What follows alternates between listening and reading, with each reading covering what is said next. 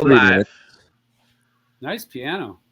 Okay, so we're live. We'll give everybody a chance to get here. I also have to figure out Instagram because we can newly go live on Instagram, I believe, and we couldn't do that before.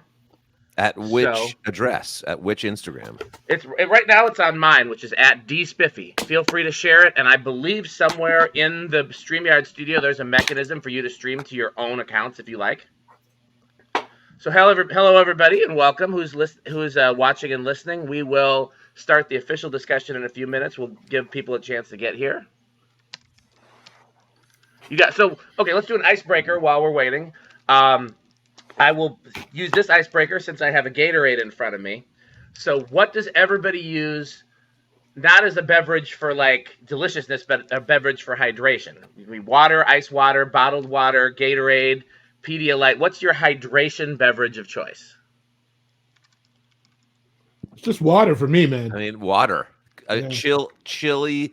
You know, I prefer it when it's out of the refrigerator, like chilled, like it's cold. Like I don't like bathroom sink water. Yeah. I agree. I'm a bottled soda water guy. Okay. But I like it room temperature. You know, back where I come from in the East Coast, Cody, they call that seltzer. Yeah. I like the seltzer. It's good. They used to have, my grandparents used to get them delivered, like with like the big bottles. How do you beat it? It's got bubbles in it. Yeah. And it helps. There's a whole business that was like delivering these. They would like wheel them in on two-wheelers like into their apartment in Florida. And they'd be like, a case of these like seltzer tanks. Hell yeah. Yeah. Well, it's CO2, right? So, yeah. Do you have one of the new ones? Like, I can't remember what they're called. There's a SodaStream. SodaStream. That's No. what it is. Yeah, me either. I can't see Michael. He's like, I can see he's like he's hiding a little comment. You put Michael up top instead of on the bottom? Let's figure that out. Let's see what I can do. That doesn't really change much. No, we don't want me to be big time. No. That's about the same. I'll tell you what I can do. I can take here, Michael. I'm going to take you out and put you back in. Nope, it still puts him there. Let's see if I take John out and put him back in. It likes Michael in that corner. So, okay. Well, he's like almost. I mean, whatever. The you can see it, can't you? Yeah. Yeah, but that notification will go. Yeah, that notification. Although I will. What'd you say, Michael? I said it'll disappear, but yes, it'll probably reappear when you start trying to share. You're saying if I on Facebook, if I go to Spiffy. You can go to me or Michael or MUSiPOLiTiX and share the stream. Let me see. Well, I don't see any. Oh, there it is. Okay, I see it. 2 people watching. Yeah. Yep. We have a total of 12 people right now watching, but we'll probably have a few more people as we get a little. Like I said, that's why we usually wait till about 7:05. But also, it'll be available for replay on all the podcasting things, Anchor Podcasts and Spotify and. I can't remember all of them, but it goes to literally every podcasting platform. So we don't necessarily count on everybody. If people can't make it tonight, they'll get to hear it later, awesome. For better or for worse. Great. Okay. Love that word, perpetuity. Not really. In perpetuity. I don't really love it. It's a scary word to me. I just have to be honest. I don't like the sound of it at all. Anything that starts with perp, I don't like. Well, also it means forever. Who wants that? That's exactly right. We have anybody want to throw out another icebreaker question while we're just giving people a little more chance to join us? Well,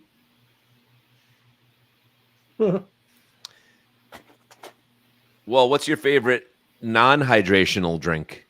Right. Okay. I guess I don't know who he was asking first. But I'll go first. By the way, I would on the last question, I would agree with water, but since I've had some health issues, which most people who watch the podcast know about, I've realized that I've had a higher dehydration risk, so I've added Gatorade and Pedialyte to mine, which I don't particularly like, but it has helped with my blood work.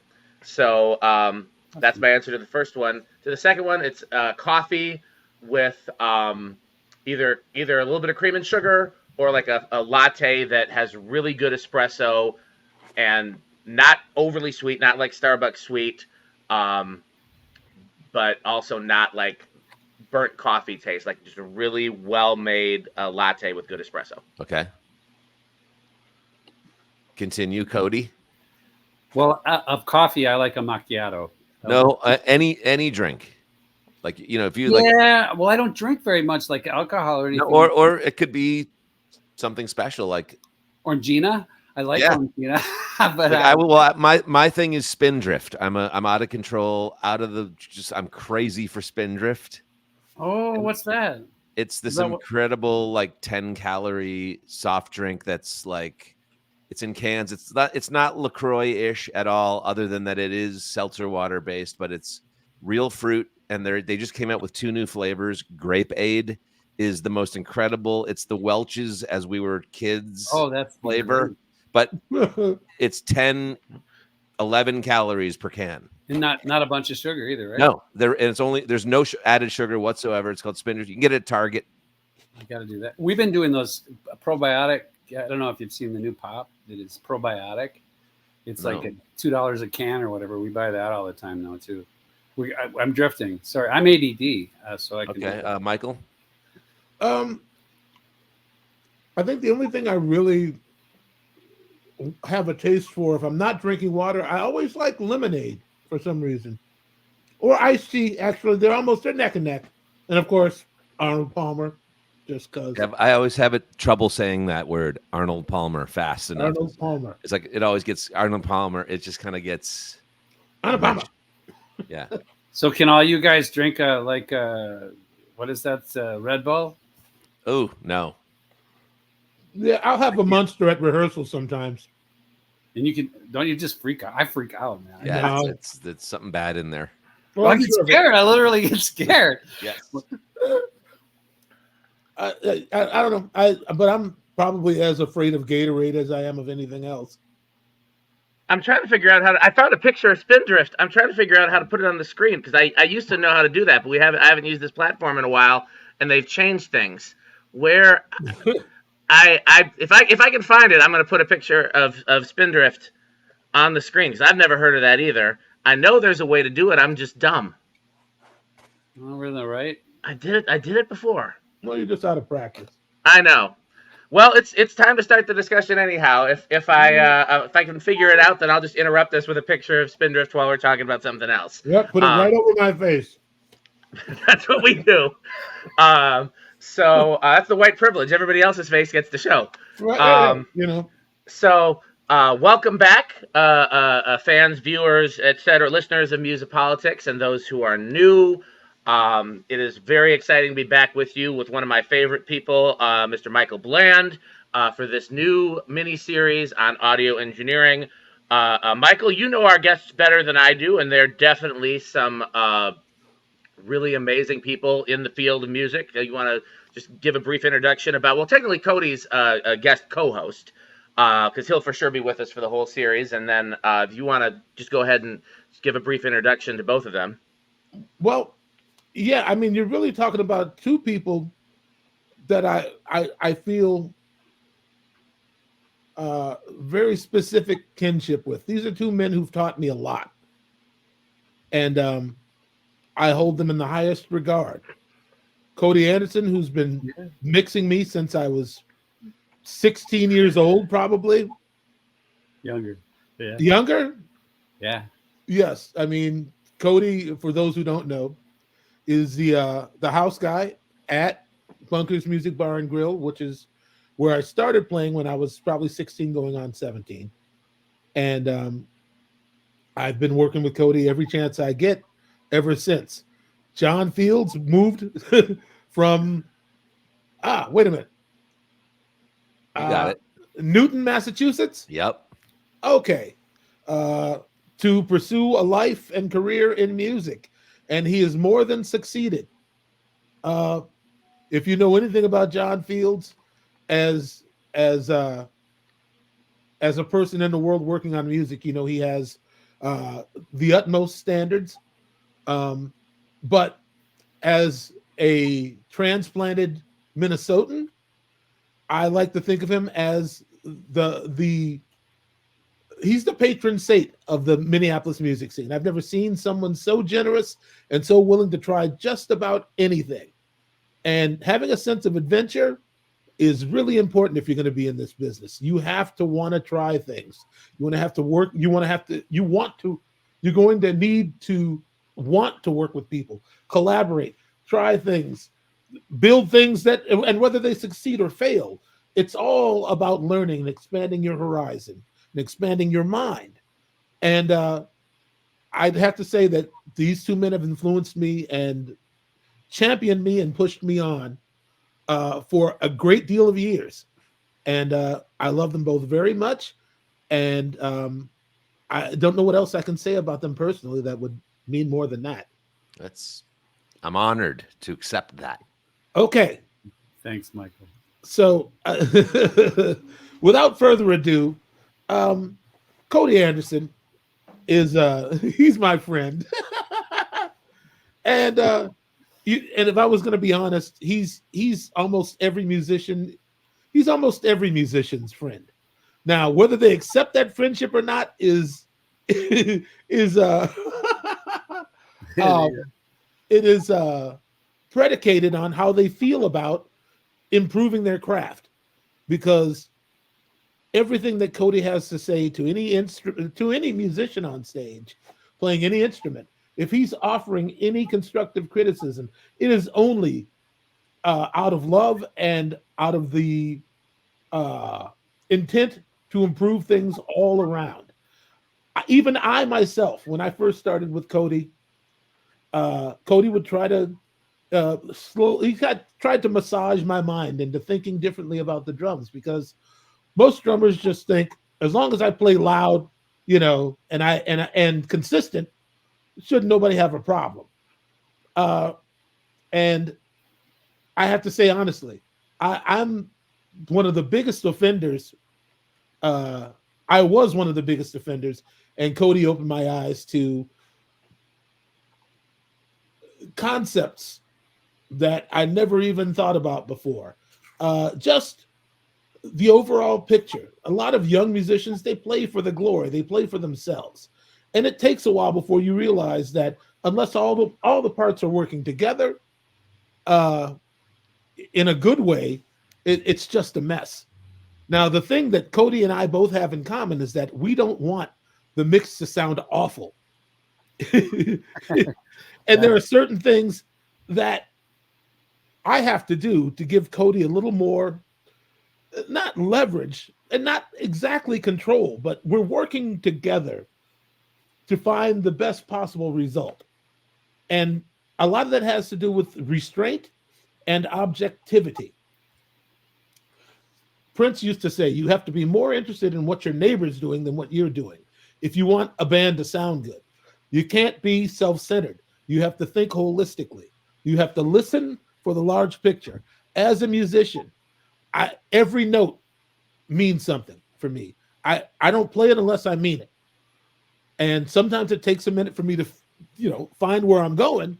But once I have made up in my mind what this thing is that I'm doing, and I've chosen a viewpoint, I don't really deviate.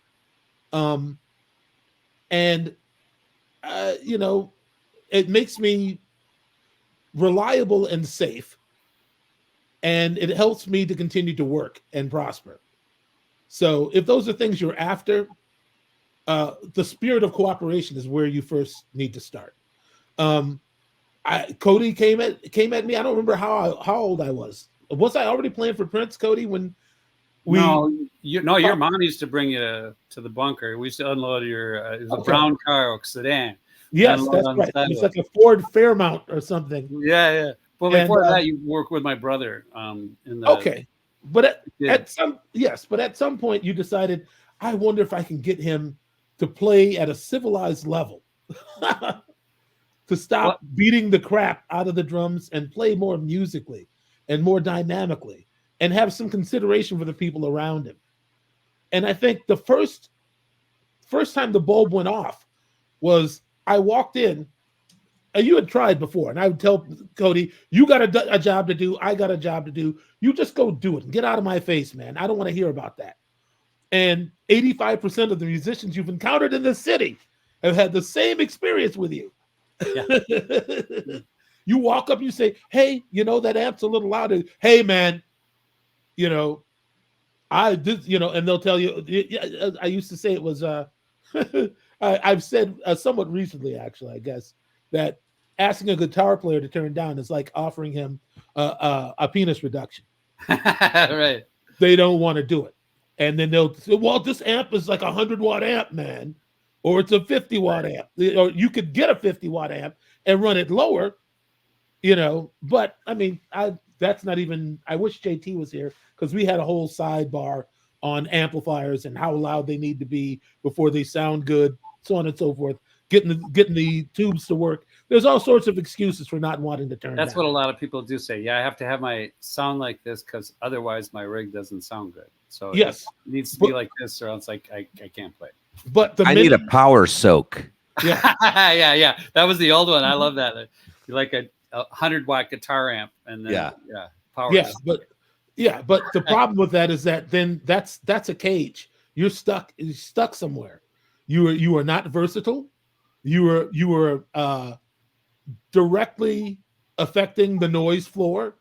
And as a drummer, the day I realized that the louder I play, the more everybody else has to turn up. I had to decide whether I still wanted to continue to be that greedy about it.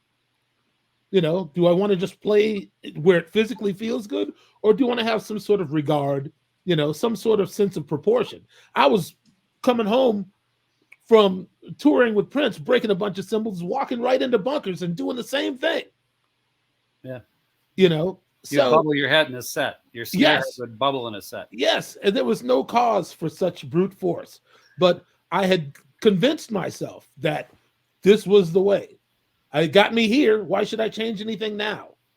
Until one night, Billy Thomas was subbing for me. Right. And I had some other thing I had to do. And I got off earlier than I expected. And I go down to bunkers, and just kind of hang out. And I walked in and the sound was ripping my head off. And I walked back to the sound desk and I said to Cody, why does it sound like that in here? And Cody said, B, it sounds like this every week. And I said to myself, no, I can't accept this. I can't accept it. It was just painful. Carved out. Yes. Yeah. And that was when I began to, go on kind of a what is the word? Quest. Yes. A quest to convert as many, of my bandmates as possible. And, actually Billy Franzi was the only one who didn't mind just, I'll turn down. I don't really care, but for everybody else, it was a real issue, Well, we got keys on ears and it helped a bit. That was Bill Brown days. Is this right? Sure. We're probably there by then. Yes. Yeah. Mm-hmm. So then Bill went on ears, but he plays Hammond, and so he likes to have the Hammond. He uses lick tides or Hammond, and that one has to be super loud, right, John, to sound a certain way. Isn't that true? Like, I mean, they're loud even when they're quiet. Right. Yeah. Well, this one has a different driver in it and stuff like that, and everyone talks about lick tides. Leslie as being the black one. Yeah. Right. Yeah, what I'm talking about. The one that had TCB written on it. Yeah. Like he played with Elvis or something. Yeah.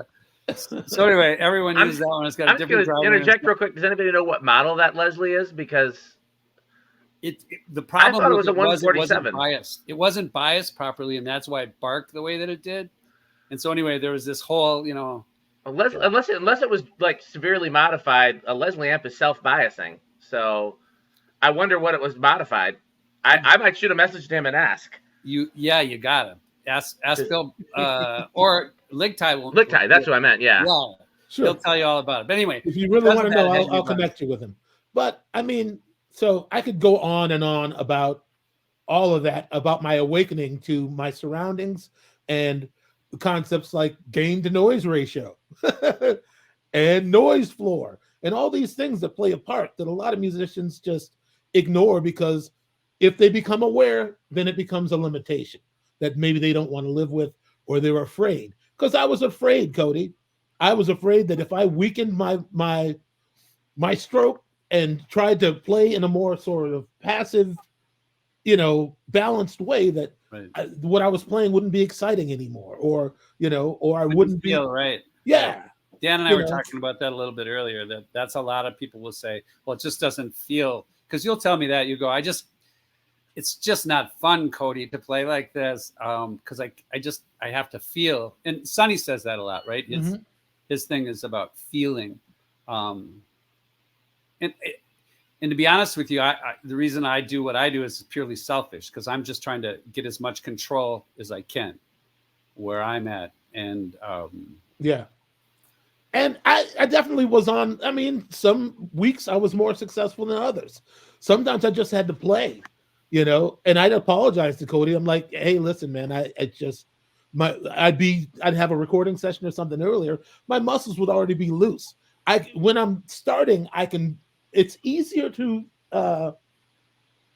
it's easier to play, for me, quieter before I'm warmed up. Because once my muscles have, lengthened and the blood flow is going, it's a whole different parameter.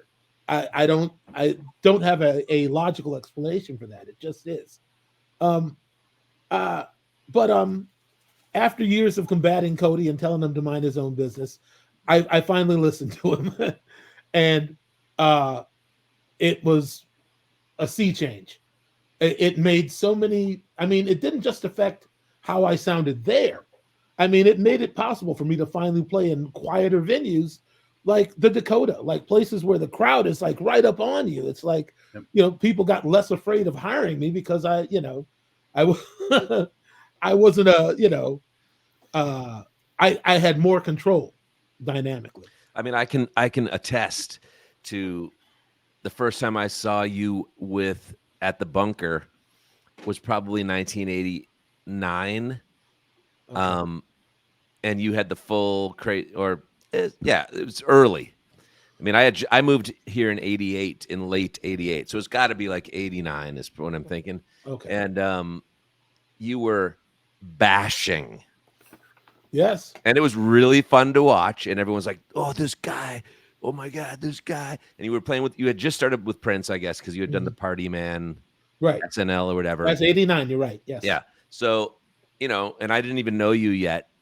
And I'm just coming, I would go down and watch, and then it's fast forward 20 years later, or whatever. I remember coming back after I moved to LA for a long time, and then I would come back for a week at a time. And one time I go in, and you got the Bobby Vandell ride cymbal up over your head like this, and you're hitting like it, like all, and you're like everything changed. And I don't know what year that was, but it was way more in control. It was quieter, and it was the best mix I had ever heard. Finally, it was like no bashing cymbals. And so, it makes a huge difference for, the mixer. Yes. Just like, same in the studio. It's like, you smash in the drum loses all, tune it any way you want. Doesn't matter. It's just going to go, bang! But yeah. You hit lighter and you all of a sudden you can like work with it. You watch these. It's funny too, because I watch a lot of Buddy Rich videos and he bashes sometimes. Yeah. But he also, it's like the dynamic level of like his loud to his soft is more than anyone I've ever seen. Absolutely. It goes wide. Yeah. And even on like a 70s Johnny Carson show or whatever I'm watching it on, you can hear, even with the crappy sound, that it's like that snare drum sounds amazing, Right. So I don't know. Just it's funny. Noah is another guy who has kind of, mellowed his bash, and and it comes from, I think, studio people basically saying, "Hey, man, can you lower the temperature a little bit because it's all cymbals." I'll tell you what. Specifically to that point, you were the second engineer in a row to say, hey, you had a different way of explaining it though. You said Fields came at me and said, you know how like Ringo sounds like on like Sgt. Pepper? It's like when he hits the cymbals, they kind of spread out, like they kind of like, and then he turned around and said, this piece of equipment is called a compressor. And it might have been an 1176 for some reason. I think it was. What this does is it takes everything that's quiet and it makes it louder. It takes everything that's loud and it squashes it down. And when you hear Ringo do that, he's not, he's probably not even lifting his arm to the elbow. He's just glancing the cymbal. And then we went forward and he helped me to refine that. The other person who tried to do it, he was too congenial about it for me to get it. Fields got a little, Fields is a little more free with his opinion, I think, and I benefited from that greatly. Like he's not going to just sit there and say, well, I guess we'll just have to live with that. John is motivated. He's always looking for a better way. And Tommy Tucker Sr. was the first engineer who tried. He said, if you hit the cymbals quieter, it won't sound like you hit them and somebody shut a door quick. Like, like it's like, it's a really good thing. And I'd say, yeah. And, this was while we were at Paisley, actually. Right. But John was the one who got that into my head. That you have to let the equipment do the work. It's not about sweat equity. It's about being aware, really. Being aware of what you're doing. Okay.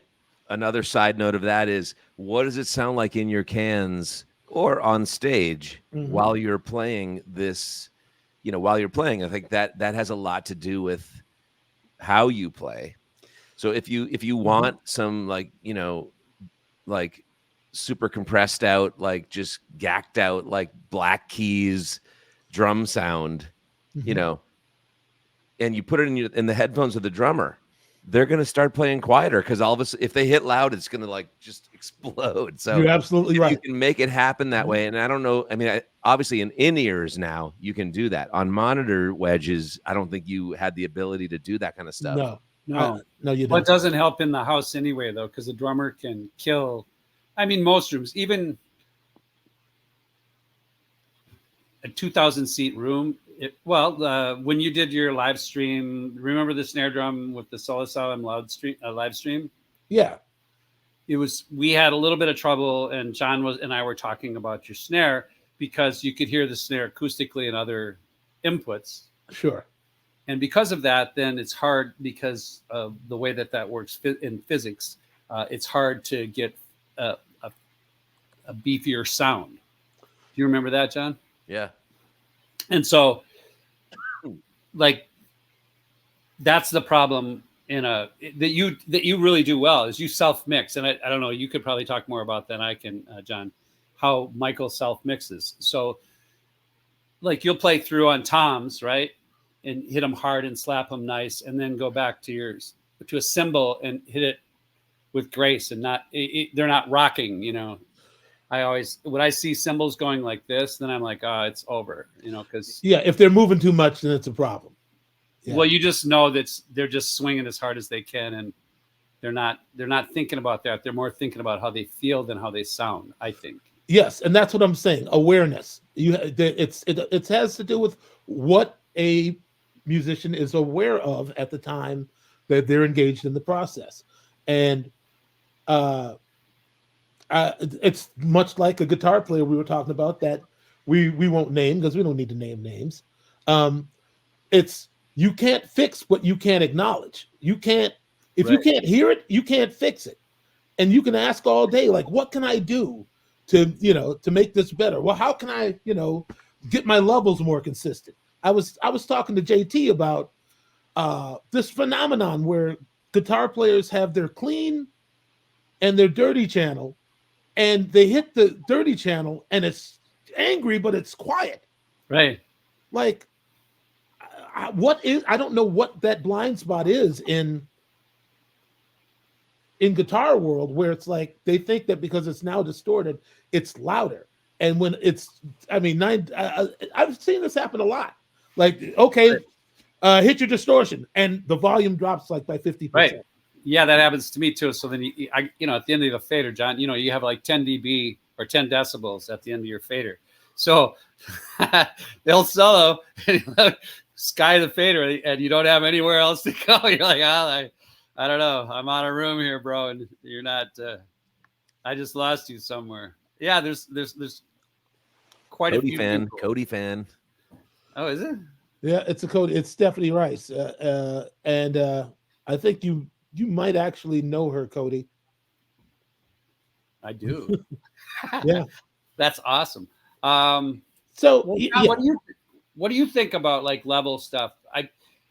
I find it in Guitar Player and that sound, keyboard players with patches. Like I have a trouble compressing them away. Like if we want to talk about it in a technical kind of way, and maintaining any integrity in the sound of the instrument. If it's a level problem or a patch problem where you're, in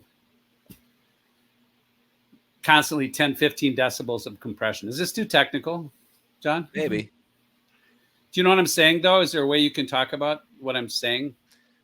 I don't think I encounter that as much in my world, just because every track's like its own thing. So nobody's switching patches in the middle of a take, like between piano and organ or something. It's rare. Yeah, I can touch really quickly on what you were talking about and Michael was talking about, which is when a guitar player switches from clean to distortion. And I have often, I again, touching on what we were talking about earlier, I'm more of an analog guy. I don't have a digital pedal board. I have all analog pedal board. And so I have a distortion pedal, I have an overdrive pedal, and I get clean from my amp. And what I have found is I will try to balance so that when I step on the overdrive or I step on the distortion, it's just a little bit louder than the clean tone. Not grossly louder than the clean tone, but definitely not quieter. But what I found is I have to adjust it room to room, because in different rooms, the balance is different, at least to my ears. I can't speak to what it sounds like in the front of house, but to my ears, which I usually have my amp, if I'm lucky, I'll have my amp to the side facing me or in front of me facing me, so that I'm not blasting out front, so I'm not contributing to this the stage volume if I don't have to. But I mean, you definitely have to change it guitar to guitar because pickup output levels are different. But I have found that every gig I'm tweaking them for the room, and so sometimes. And even in the room, as you guys know, you check it at sound check, empty room, you fill up the room, it sounds different. So there have been a couple of times when I'll think I'll have it good at sound check, and then I'll fill up the room, and I'll step on my distortion to take a solo, and the volume drops, and I'm like, oh, crap. Right. Although, of course, if I have a good front of house engineer, it doesn't matter because he's going to see that I'm soloing and turn my fader up.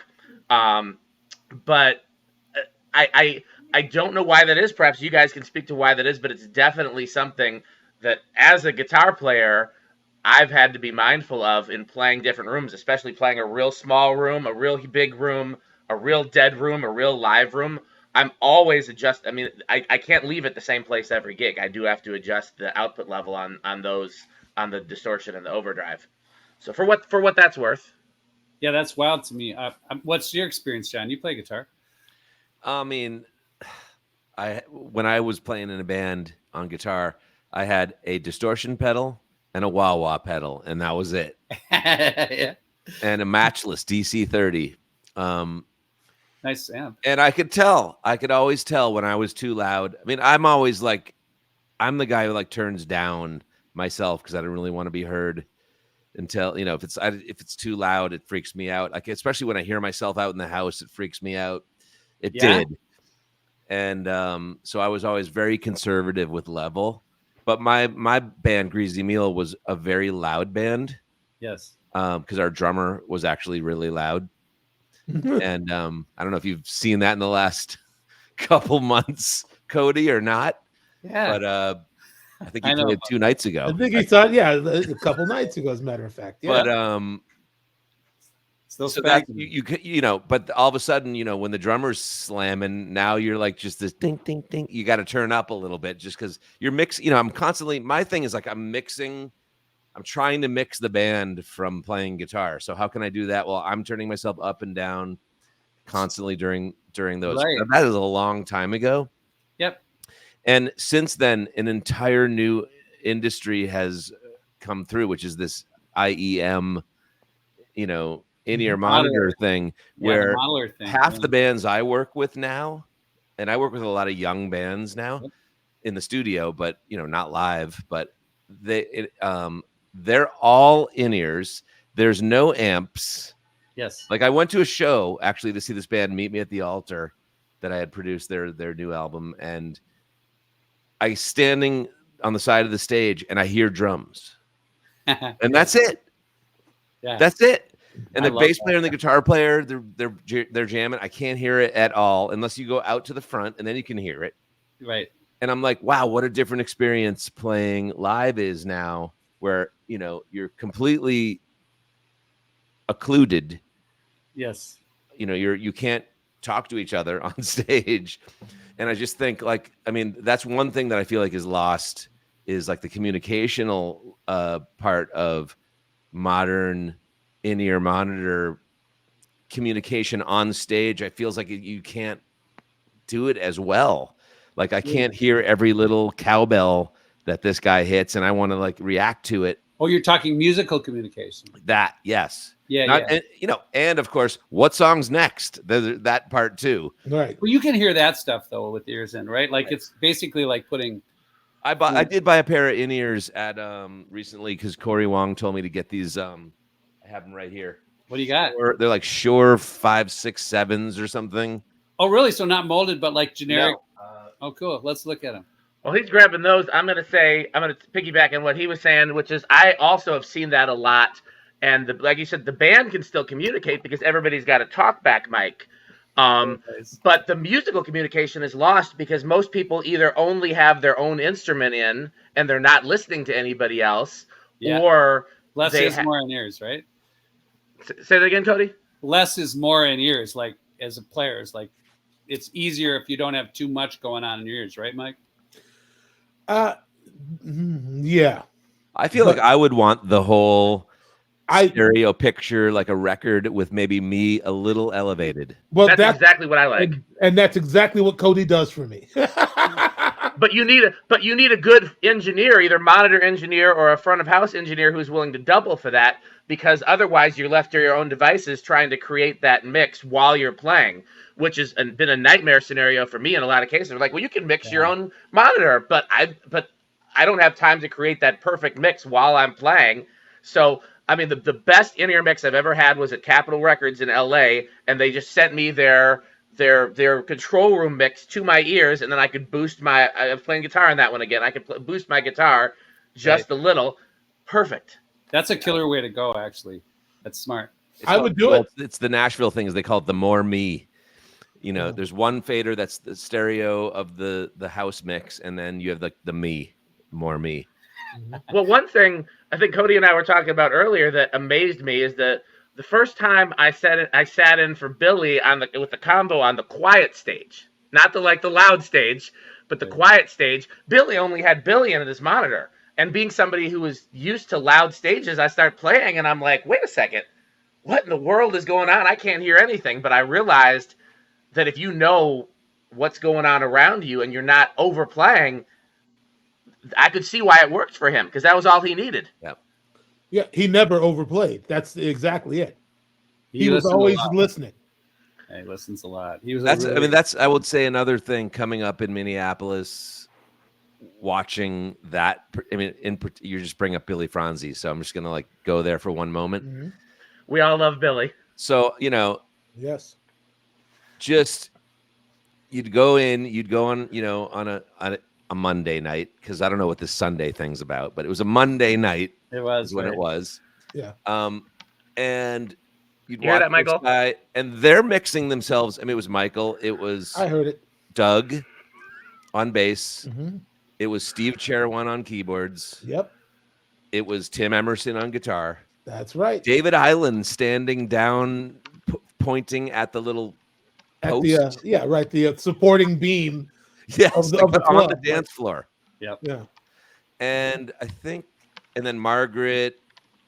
Was Mel still there?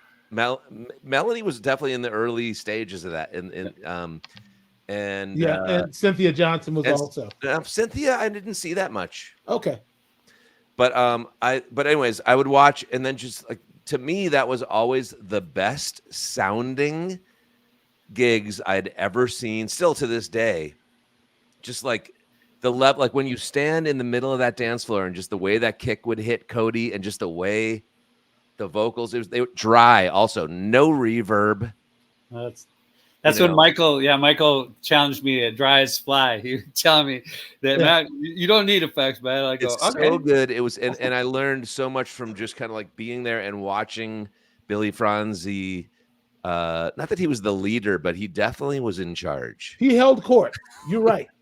Mm-hmm. Like Steven, when he was solo, and like he didn't have any pedals either. Not really. No, I don't think he had any. He had a couple.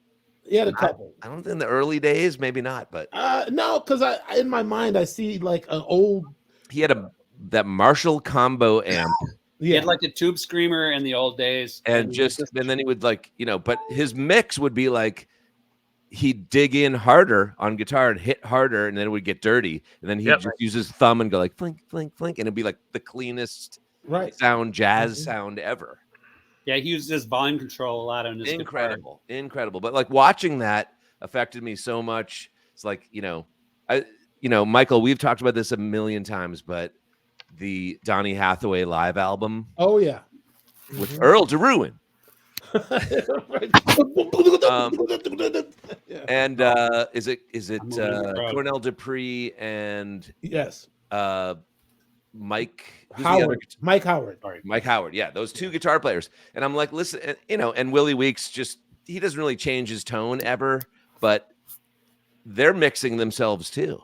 Like, and of course, I just watched some Beatles thing too. It was live 1966 Beatles. And it was like a mayhem. I think it was live in Germany. It's incredible. And Ringo, you got to watch this. It's incredible. And they're, there's a PA. They don't have any monitors. Mm-hmm. They're playing to screaming people. They can't even hear themselves. They're laughing at each other the whole time because they can't.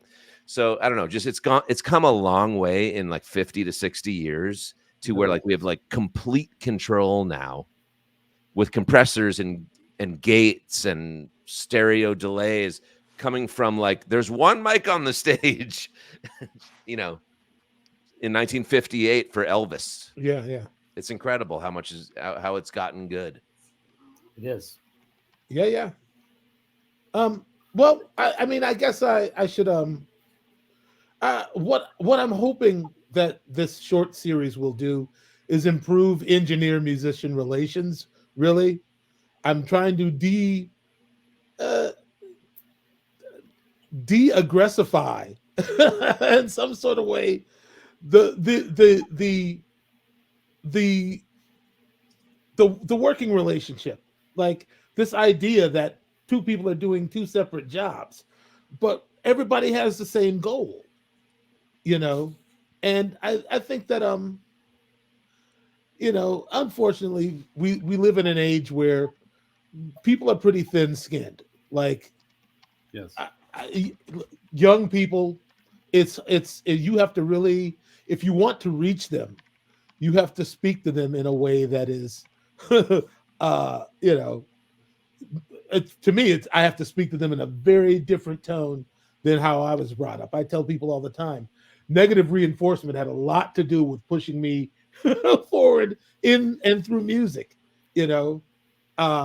but it's that's the other reason why I don't really teach, because I know I don't have the bedside manner for it. I don't, people want, encouraging teachers. They want people, yeah, like that. Yes.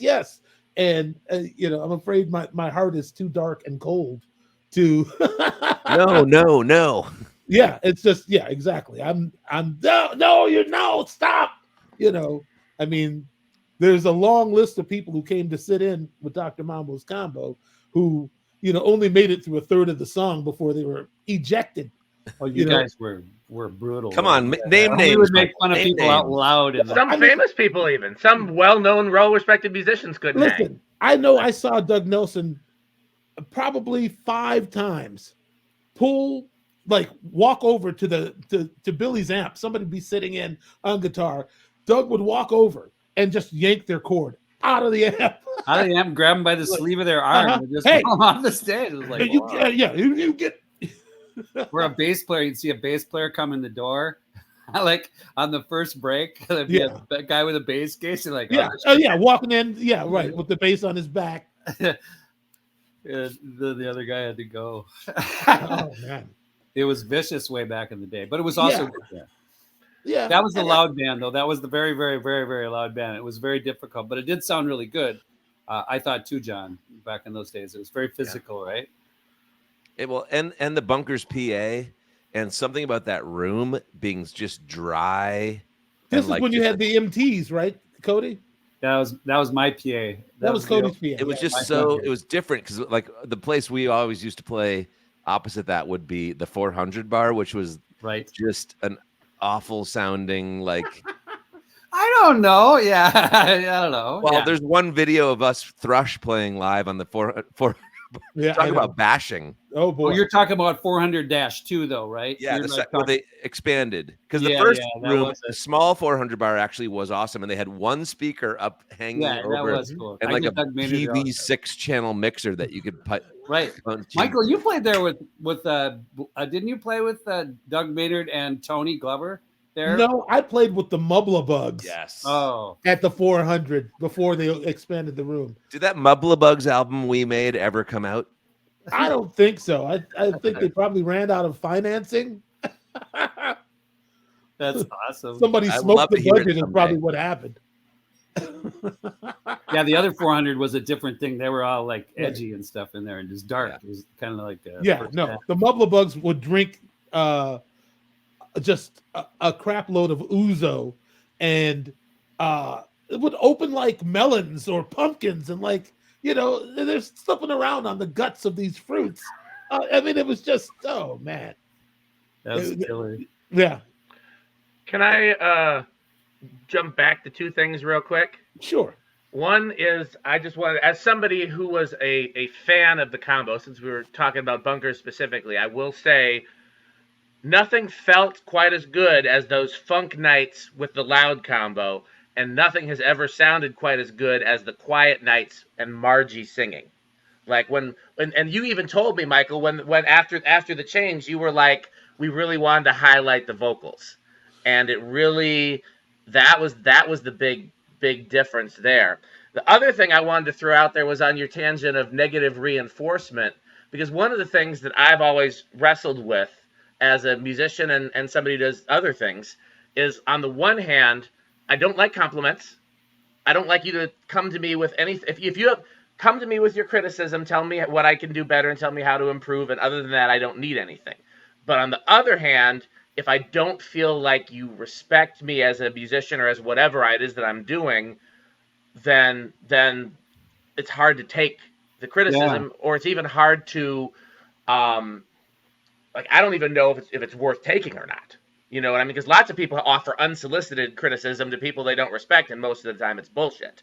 So for me, I think being a Midwestern product of negative reinforcement, but the negative reinforcement I grew up on was from people that I knew loved me, from my parents and my teachers that really took out and invested in me, and my mentors, and people that really saw the potential in me and said, okay, so it's a foregone conclusion, all those positive things. Here's the criticism. Here's the critical stuff. Here's the thing that can help you. And because I never questioned the love or the respect or the appreciation, and I think that's the biggest problem. You talk about today being more sensitive. I don't think it's so much more sensitive, but especially the internet and social media has given us a window where any Prince fan can message Michael Bland and say what he does or doesn't like about his work with Prince. Any Jonas Brothers fan can message John Fields and say what he does or doesn't like about his records he produced for the Jonas Brothers. They do And that. so there's a whole They do lot of that? negativity from people that they haven't earned the right to give that criticism. And so people are immediately on guard, and in some cases justifiably so. And I think part of it is people if people need to evaluate who they're offering criticism to, and then people need to evaluate who the criticism is coming from. In terms That's of, true. if Michael offers me criticism, I'm always gonna listen to that. I'm always gonna take that because I know Michael loves me and he respects me as a musician. If some random person does, I might give it a moment's thought, but most of the time I'm gonna say this is, and I think that has what has changed, and that is what we've lost, and we don't have the environments to mentor the way that we used to before everybody was with the isolation, literally and figuratively. That's all I wanted to say. Okay. Well, Go ahead, Cody. I was going to hand it to you anyway. Go for it. I think there is a trust thing because I experienced that, and I don't know if you do, John, but like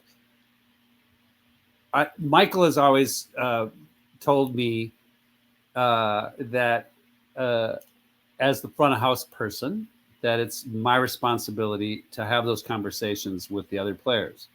If like, can you turn down a little, John? Your bass is too loud, bro. Is that cool? Like, and so when I talk to people, if I know them, it works fairly well. But a lot of times there's like a glaze that goes over someone's face when you have a criticism and you didn't say anything nice before that. You know what I mean? You come up and you ask them for something.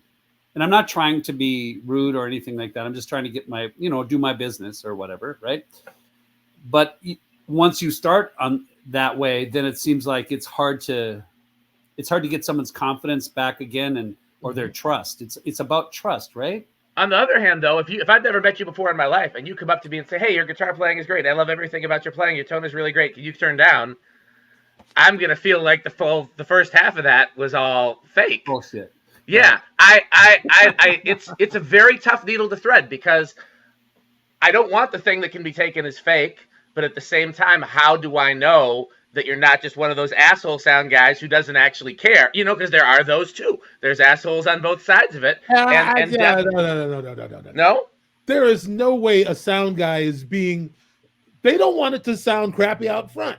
I disagree. Whatever they're asking for is to improve the station for everybody. But the fact that a certain person may be, destroying, what could be a much better situation. I have to disagree, man.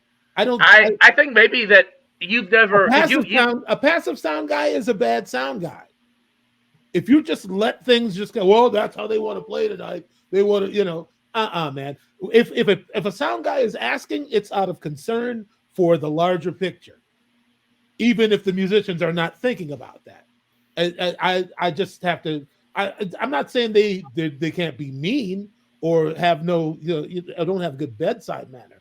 But if they're asking, it's always for the same reason, to improve the situation. I mean, I agree and I don't agree because I think part of the problem is sometimes there's situations where if the sound guy is not familiar with the music, then sometimes what their perception of what is good for the music or their perception of what they're looking for sometimes doesn't fit, and it creates that conflict. Like I've been in plenty of situations where you hire an old rock sound guy to mix an R&B concert, and he wants less bass in the mix or in the house or whatever, but it's a bass heavy genre, and it's just I think a lot of those situations you're dealing with people on a much more local and regional level in terms of guys that maybe aren't like as well versed across the board, both musically speaking and from an engineering standpoint. But I definitely have been in some situations where the impression that I got was that the sound guy either didn't understand or didn't care and just kind of wanted to, like Cody said earlier, make it an issue of control, but without the justification that somebody like Cody would have in that scenario. I don't always have that justification. I don't know, and I also don't get licensed. I don't know what is your experience with players when you say something to them in the studio, John? I think it's very different than at a live gig. So yeah. And also when John Fields is involved, he is the one who is clearly in control. It's his responsibility to control that. You know, I think that the other thing to consider, Dan, is that if you're in a band, you're going from venue to venue. That guy that you're working with is there every night. So if you're not going to trust his judgment, then don't play there. Well, to be honest, right. Go ahead. I'm sorry. Well, so there's a possibility. Like I can say, in the venue that I work in all the time, I have since the day I was born, right? Since the beginning of time, not the end, but the beginning. And until hell freezes over. Yeah, and all that. The end of time. Yeah. It's like, so I can pretty much, I have a pretty good idea how things are going to go very quickly, right? On how people are approaching it. It's a small space that people many times put a lot of energy into and, you know, play it as a bigger room, right? I think you know what I mean, Mike, right? I do.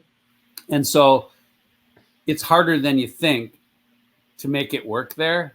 And so then that's what happens. Like you'll go, no, I mean, I have trouble with bass players all the time in the room because it's a really hard room with bass. It's a corner. So if you play loud as a bass player, it doesn't work to have bass in the mix anymore. And so like where you're saying it's a bass heavy thing, I would say, like, if I had your trust, that I'd say, don't worry about it on the stage. I need you to turn down so I can bring it up in the house and it's going to be intelligible so that you can hear the notes and not just a thing that happens when you have a lot of stage level. I don't know if you guys have that experience because all of you play on stage. So I will say the specific example that I was thinking of that was giving me PTSD was festival gigs. And so it was not a scenario where you have the same sound guy in the same room consistently and a familiar band. It's where you have a different sound crew coming in to set up, and then you have a different band coming in to set up. And and those are the ones where I remember having the most disconnect.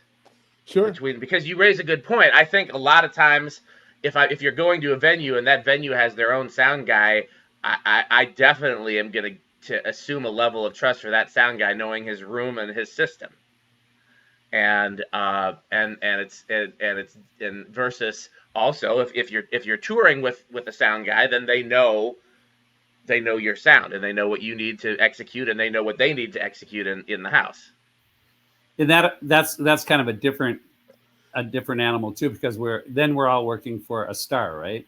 Right. So then we're all working for the guy, I think. Or girl. Yeah. Or whomever. Yeah, right. But then what our role is, you know, mine especially is, you know, I support the act. I support the star. So I get my job then becomes team building with the rest of the group to get us all to do the best job we can supporting whoever that may be. And hopefully, yeah, you have a clue about what you should be doing, right? That'd be great. Yeah, but there's no guarantees either way. You could be a crappy band. You could have a crappy engineer. You know, the bottom line is, if it's somebody who is in residence, you kind of have to defer. I don't see how you get around it. I think a lot of people, yeah. So yeah, it's about trust, right? It's about being able to be. Well, more than that, it's about the fact that you really are powerless in the situation. You don't have the objectivity to tell the sound guy what it's supposed to sound like where he's sitting.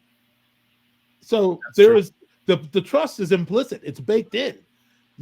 So, you know, to me, on our best day, yeah, right. Yeah. And I guess from your perspective, what else could you do? Oh man, I've played through the best and the worst sound systems. Sure. I know the best and the worst sound men in this town. You know, I've been the same guy. Right. So, you know, if I have an experience with them, I rate it and I remember the next time I need somebody. Right. You know, but I think that's just a general thing about working with people. You got to find out who you see eye to eye with and who has a completely different concept. That's the band. That's the engineer. That's just about relationships, I think.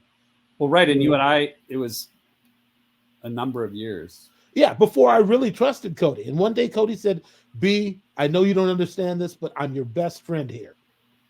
I am your best friend, bud. I sit back there and I make you sound like $1,000,000. I wish you could hear how good you sound. You did. When I mix your drums. And I went, really? And that was the moment I let my guard down with Cody that way. But yeah, I'm just saying, it's you don't have to trust, but you don't have much else you can do if you're working with somebody you've never worked before, and they have the advantage of being, this is their job, this is where they work, and they do this all week, every week. Yep. I mean, I agree with you, of course, but you and I have agreed on this for a long time. Yeah. So trust is what you make of it, I suppose. I trust people to act consistently in the manner that I see them acting, So, I mean, if I have a bad experience with a sound guy, I'm gonna guess that I'm gonna double down the next time I work with him. So I gotta move. I gotta try somebody else, Right. Well, and I've seen you. I have this experience too. Like if you're working with somebody and they're doing the very best they can do, and there's you're struggling, you can't do any better than that, or another person can't. That person can't be any better than their best. and yes, and, so you're only as good as you are. Yeah. And I see that. I see. Well, we struggle with some players that are like that, and then it's hard to. I don't know. The whole discussion about trust is a thing that you have, and then you don't.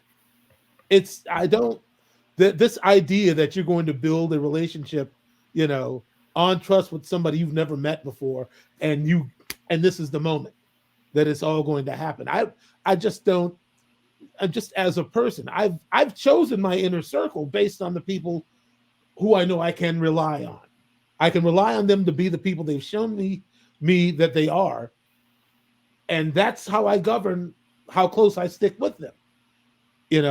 If we both know what it is, then I expect that will be, that'll be the standard, right?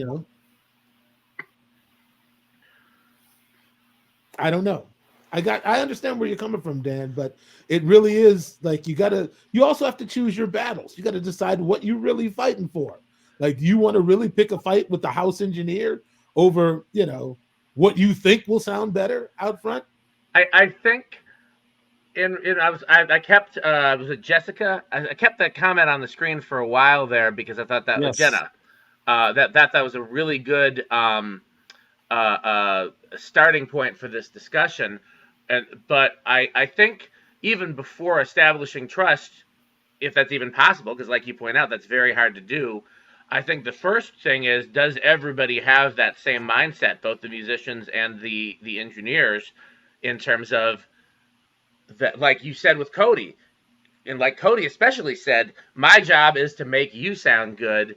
My job is to present the best, and it is meant to be that cyclical relationship. Does everybody go into it with that? And if everybody doesn't, then you're already starting off at a different place. And I think so. I guess that's probably the first step is establishing that everybody does in fact have the same goal. Yeah, I see, there is a disconnect. That's where the relationship between the stage and then the house guys or engineers, whatever, sound guys, it's challenged there because of you can't play drums and hear what's happening up front, right? Right. But I can do that, and then there has to be a trust. You have to trust me, Dan, that I wouldn't tell you that my ear is good, and then what my goals are gonna or what I think. I guess what my advice would be is going to be effective, and it's going to get us to our goal. So it's kind of challenging to talk about. That's okay. But the other thing is that if you if you want to build a positive rapport with the sound guy, you'll be receptive to his constructive criticisms. That's one thing. You're not going to make any friends going, "Hey, listen, man." Sticking your chest out. That's not going to help. I've been finding it more and more challenging as time has gone on, and I think part of it is because I'm older. So then people don't relate to me as much because I'm not as much of a peer in the peer group, So who's this old guy talking about sound, and how would he even know in the first place, So that's sometimes a little bit of a barrier for me right now. But beyond that, it seems like people are more and more fragile. I guess there's a fragility about when you play an instrument and how you play it, and then having someone talk to you about that isn't like when I talk to you about how you're playing drums, it's yeah, I got defensive. Well, yeah, because it's very personal to you, and I don't like to look at my job as being personal because then it gets really cumbersome. And I've learned how to not. I've learned how to not look at my job as being something personal. It works better for me if that can be the case, because then we can just do business, and I'll try to get to the, what we want to, where we want to be. And I like the exchange of information. I like to know if I say, can you do this, blah, blah, blah. And like Dan, in your case, we're a funk band, so we like a lot of bass, right? Okay. Let's say that's something you're going to say. I also need to be receptive to, I see. Okay. Well, and you have to have a certain amount of comfort to be able to do that. I think, I don't know, like with what you're doing, like you're playing, for me to be able to talk to you about how you play Hammond, right? You need to feel good enough about it that you can hear that, right? Do you know what I'm talking about? I think, I don't know if you're asking me specifically or not, but I think for me, there's two components in it for me. One is do I have what I need, whether that's tone, because like we talked about earlier, certain amps and Leslie's sound good within when you pushed a certain way, or whether it's monitor, can I hear what I need to hear, etc. But the other thing for me is when I was younger, and especially when I was less experienced and had mainly done local stuff in smaller venues, a lot of times I felt like I needed to, I needed to make sure that I was loud enough that the crowd could hear me, because I didn't trust the sound engineer to mix and know, okay, that's the part where the guitar part is important. I need to make sure the guitar part can be heard in the mix. And again, depending on the venue and depending on, sometimes you don't have as skilled as sound engineers or that can necessarily, but and that's where the trust comes in terms of, do you have somebody that's skillful? Do you know that the sound engineer is out there? Do you trust that his job is to make you sound? Because if I know that the sound engineer has my back, then my only concern is, do I have what I need to do my job? And if I can do my job at volume 3, then I'm fine. If I need volume 5 in order to hear or get to the tone that I need, that's a completely different conversation. But if the only issue is, if I'm good either way, it took me a long time, and it took me building relationships with some engineers like Michael has talked about, and doing some bigger venues. And I'll tell you, one of the things it took was for me playing guitar on stage during sound check, and was only thinking about me, and then suddenly I heard it echoing off the back walls. And I was like, oh, they do care about me after all. I'm out in the house. And especially because I used to tour with a lot of gospel, where guitar and organ, the two instruments that I play, would get buried in the mix a lot of times. And and so it took me realizing that, sometimes they're not going to bury you. Sometimes they're going to they're actually going to be concerned about making everybody on stage, including you, sound good. And it also took a level of maturity for me in terms of getting to a place where it's like, I need to do my job. I need to do my job to the best of my abilities. I need to make sure that the artist or whoever I'm working for is happy. I'm going to get paid. If they don't put me in the house, I still get paid. Right. If I'm not, instead of me turning up my amp to be like, well, just in case they don't put me in the house, I'm going to make sure they hear this. Right. So like that like idea that you're going to turn your amp up so they'll hear you in the house, whether or not, right? Like that's totally antithetical to like that totally kills me, right? Yep. But you've dealt with those musicians like me when I was younger that did that. A lot of people do this. What you're talking about is a really good thing that you say it, because that is why people do it. They want to make sure that they're going to be heard. But can I add a tangent to that too? And I think we should probably go back to John, because I don't know if we're going to have John in future weeks. So he's got a very different perspective than the rest of us would have, because of his great and diverse experiences.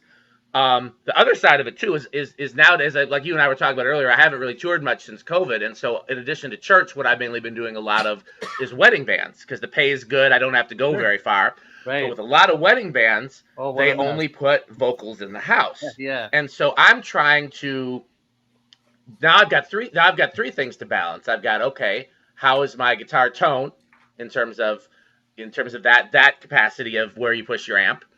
Can I hear what I need without being, I guess 4 things really, because then am I too loud? Am I overplaying? Am I causing problems for the other musicians or singers? And then 4, though, am I heard in the house? Because now I'm trying to balance all those things. And I think even after a couple months of doing that, I also got that same attitude. I'm like, you know what? No one at this wedding is gonna care if they can't hear the opening guitar part to September. It's not gonna, so but that's hard for me to get that out of the back of my mind of like, that's one of the things I'm thinking about is, okay, well, how does it sound out there? Because we don't have an engineer out there, That is a real challenging thing. I don't know how people do that and do it well. It's hard. iPads, now everybody's got an iPad where they can mix. Yeah, well, I know I do some of those shows, and yeah, they're challenging at best, because you can tell that normally they're mixing themselves. So then you get there and it's a concrete room that's echoey and everyone's playing as loud as they can. And oh man, I don't know what to do. Schmitty's swinging hard, right? So. Oh yeah. Okay. Oh, Smitty plays hard now? No. Yeah, Schmitty knows he plays hard. So, John, what do you have to say? I'm just loving watching you guys talk. All right. Okay. I mean, yeah, I think that, we'll have to probably start being more solution oriented next week, but I think this is the platform to discuss what the problems are, I mean, really, I don't know. It's a lot. It's a lot we're talking about, and it's like, go ahead. Sorry. No, I'm sorry. I didn't mean to cut you off. No, it's cool. I'm just kind of ruminating. I think when you talk about this being the introductory episode and to introduce what the problems are, I also think this is also the importance of this episode and the start of the series is to introduce, I'm not gonna say the solution, but I think the thing that hopefully people will take away from this, that a lot of musicians definitely haven't thought about, and possibly even some engineers, is that, again, like the whole premise we started with, it is a team. It only works in synchronicity, and that's kind of what we're putting in the atmosphere today, is that the engineer works to serve the musicians, and the musicians work to serve the engineer together, and then together they put out the best possible sound for the room. And that may be a new concept for a lot of people, and I think that the best thing we can do is really just kind of lay that groundwork today, and then we can, as we continue on and bring in different people, we can get a lot of different perspectives on that. Yeah, me too. Mm-hmm. Well, I mean, I think we've covered most of the angles. We don't need to belabor the point unless we've missed something. Do we have any blind spots, Cody? We need to go back and look at. I think the thing, like, between you and I, the thing that has made it work as well as it has is because we trust each other, and we have that I wouldn't be there. There's no other. The only reason I'm there is the music, and I care about the music, and sure. the music is being presented in a way that it should be, right. And so the relationship is, I think, and just working on that trust and talking about it between one another openly has been really worked out. Well, communication, yes, communication is key. I just remember where I was headed with this. Did I ever tell you about the time Prince tried to mix from on stage? He tried to mix the house from I on know about stage. this. Yeah. I've seen him mix the house by Yeah, I asking got for it, but not actually physically do it. JRF, did I ever tell you about No, this? I've seen it. Yeah. Okay. Well, you could, seen it. but I'm talking about we played Wembley Yes. Right. I remember Arena. didn't he like fire some sound person and then he's like, I'm doing it. Well, not exactly. It was more calculated than that. It wasn't just somebody lost their job. It was like on the stage they built sort of a cocoon that had a soundboard in it, and at the same time, Tommy, Sonny, and Morris and Prince all had boost pedals on their rigs, so that when they took a solo, their level just shot up. And then when they're finished, they're supposed to unboost. And Prince was Prince that year. Prince had a conveyor belt built into the stage. He'd come out of this cocoon, rocking, and this conveyor belt was just bringing him to the mic, And Right. I think it was at Wembley Arena. He got all the way to the mic and realized he had muted it. And had to rock his way back to the cocoon to turn his mic on. Oh man, we all were trying to conceal our laughter, but we're on stage in front of 14,000 people, just trying to Yeah, I don't know how running sound from stage goes. That's why I was asked, you guys, because you do it. I'm not there when that happens. Yeah, it seems like a cool thing. Somebody convinced him before we played Wembley Stadium to fly Tom Tucker Sr. and somebody else out, and they basically saved that gig. Prince could do a lot, but he thought he could even do that. It's like you can't literally be in two places at one time. That is the bargain when you do front of house for Prince. You're not supposed to touch the desk. Everyone that honestly, I don't know why people don't say it, but you're not supposed to touch anything. They should just say it. Otherwise you might have had a good run, Cody. No, everyone knows. Cody walked into the first rehearsal. I'm just saying. Okay? I've heard this story. Cody walks in. Oh man, he looks at the board. He's just, the gain structure is all messed up. And I'm looking at Cody from the drums. I'm playing, looking like, don't touch it. You better not to touch it. And Prince sees Cody in the mirror in Studio C, just moving all these knobs. Sir. On the one. Bat. Hey, you. Oprah is on. Go watch Oprah. Cody. Sir, it sounded fine before you came in here, sir. Oprah is on. Just there's a lot of so you're not supposed to really. Darn it, Cody. That's your Prince story. So we should say something about Jenna's question. Fine. Okay. How do you establish? What do we do to how? So this question here. Okay. What are 3 things you would tell to young or inexperienced bands about working with sound engineers? Wow. Oh well, great. Then we got our next 15 minutes right here. Good. Then we can sign off. Well, the first thing is I would say is no matter what, even like with what you were saying, Dan, I think it's really important. And I think they probably teach this in these music schools because it seems like when people are coming out of music schools, they knew it.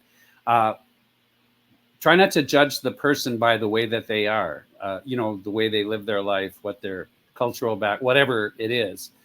It's important not to judge them and to take time to get things straightened out that you need to get straightened out.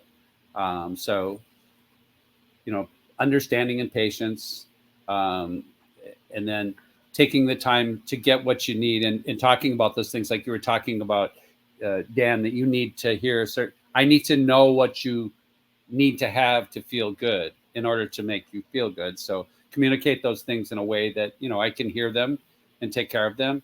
And, the third one. Well, the third one is, in most cases, you've been there longer than anybody else. You know that room better than anyone else. Like if an experienced sound man, if a house guy gives you constructive or sound counsel, you're probably best off to follow it.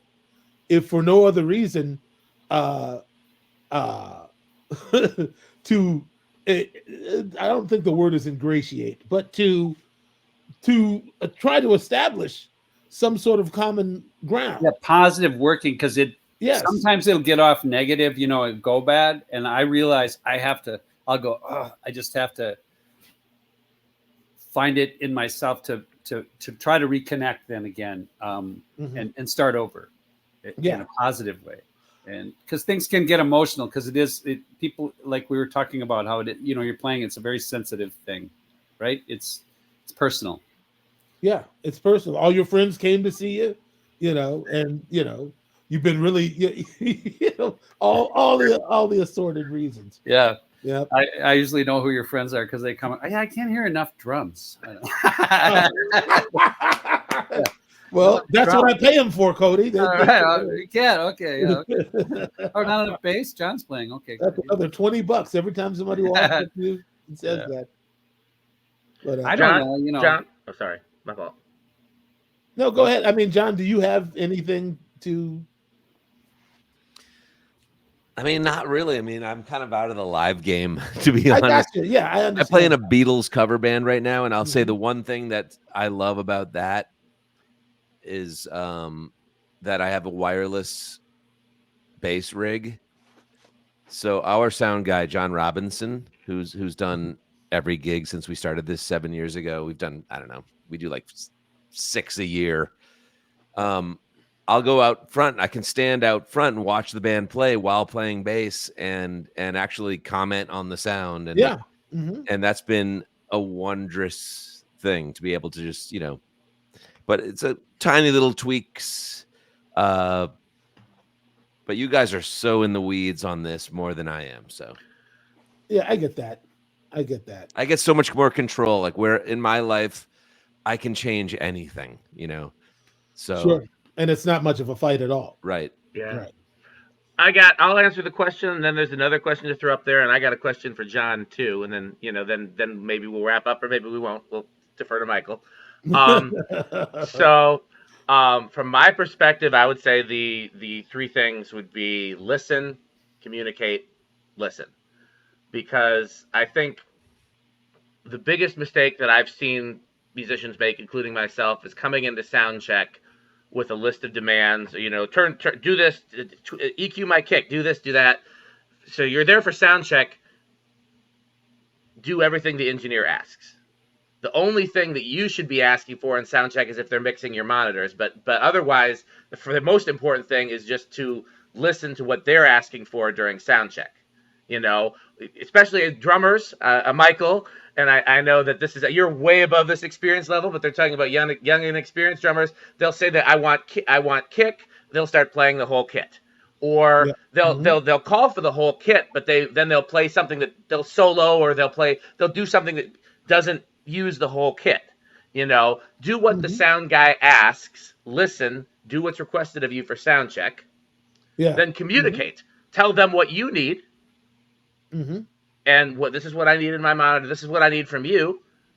And then listen again, because then once the gig starts, you're at their mercy. Pretty much. I'm saying at some point you do have to let go.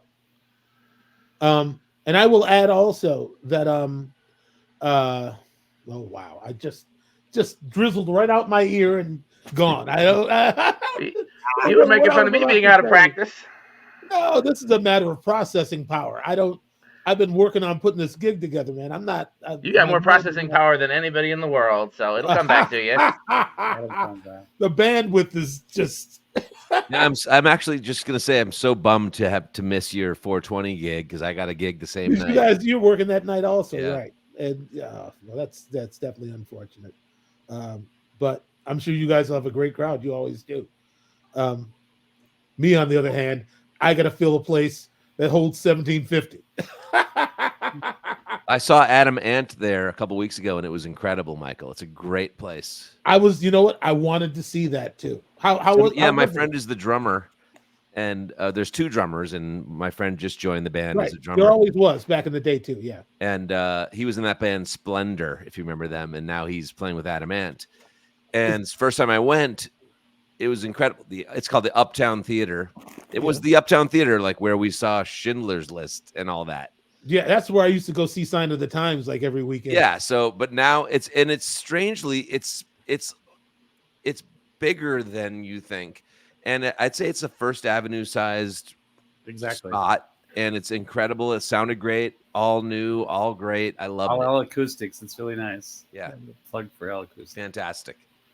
Okay. Well, I mean, and also, Cody, I know you expressed some concern about they got a Midas board there. They have the new Midas HD96, yes. And I know you haven't worked on it very much, but I'm scared to death. This is the other reason why I love Cody, because no matter the challenge, Cody is not afraid. He's not afraid to fail. He's not afraid to succeed, and that's very important. And Cody keeps saying he's an old fogey, but I still see Cody walking around like he's 30 years old, just doing things. I know what it's like to work with a psychologically old sound guy. Cody will still come down he ran monitors last time Soul Asylum played at First Ave. Cody became the official monitor guy for Soul Asylum at oh, wait a minute, no, that's not what happened. It was Connor this time. It was the state fair that we did this year. That's right.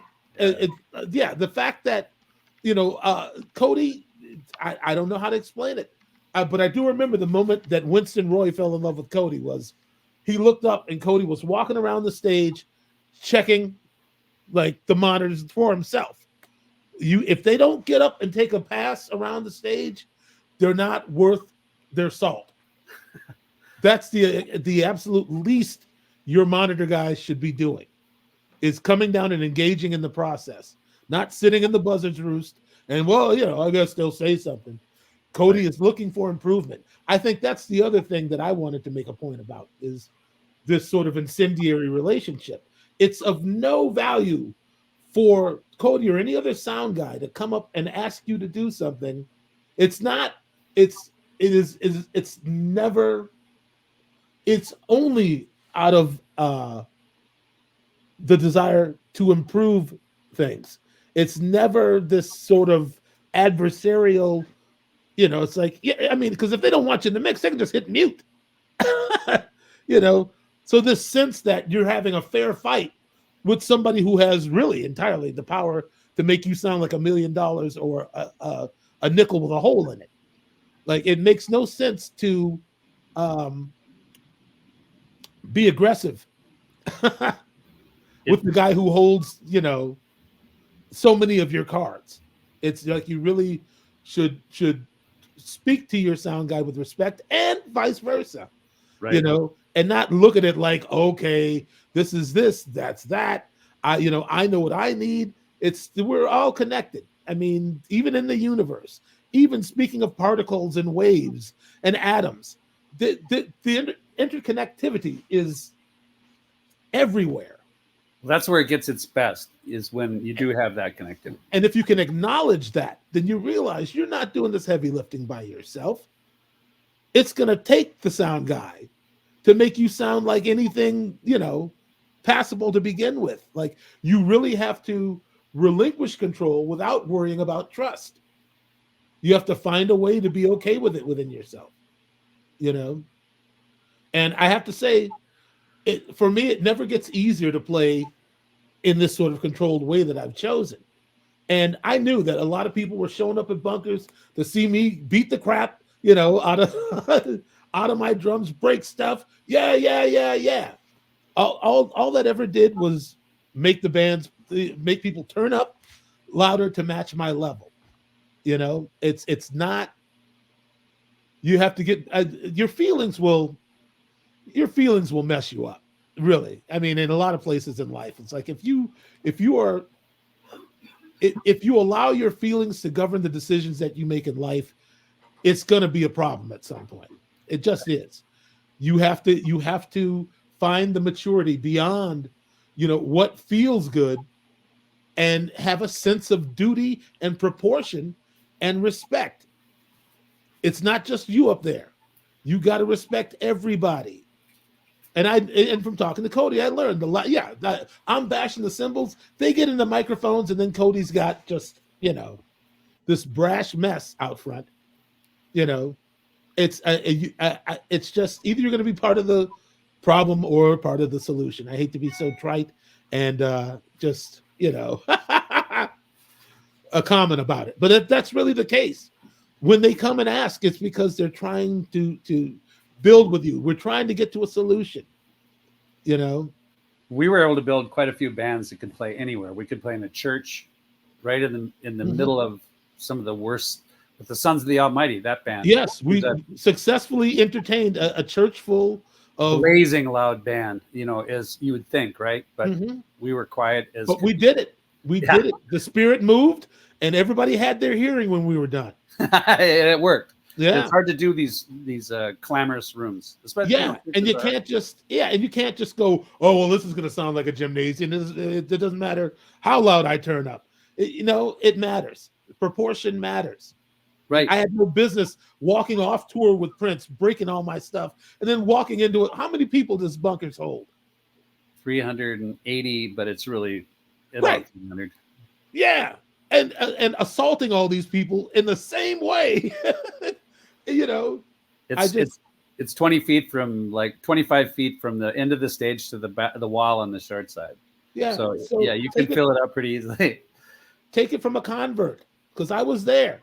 I told Cody where he could put it, just like hundreds of other musicians, but I was wrong, and I'm glad I had the chance before I got too late into my career to correct my path and to gain a greater understanding of what it really takes,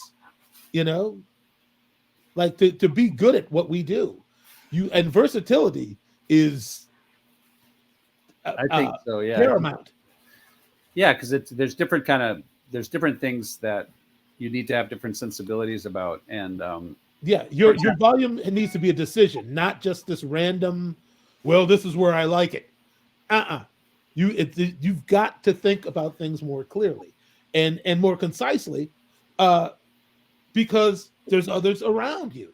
You have to work within certain parameters, and if you can't do that, it will cost you work at some point.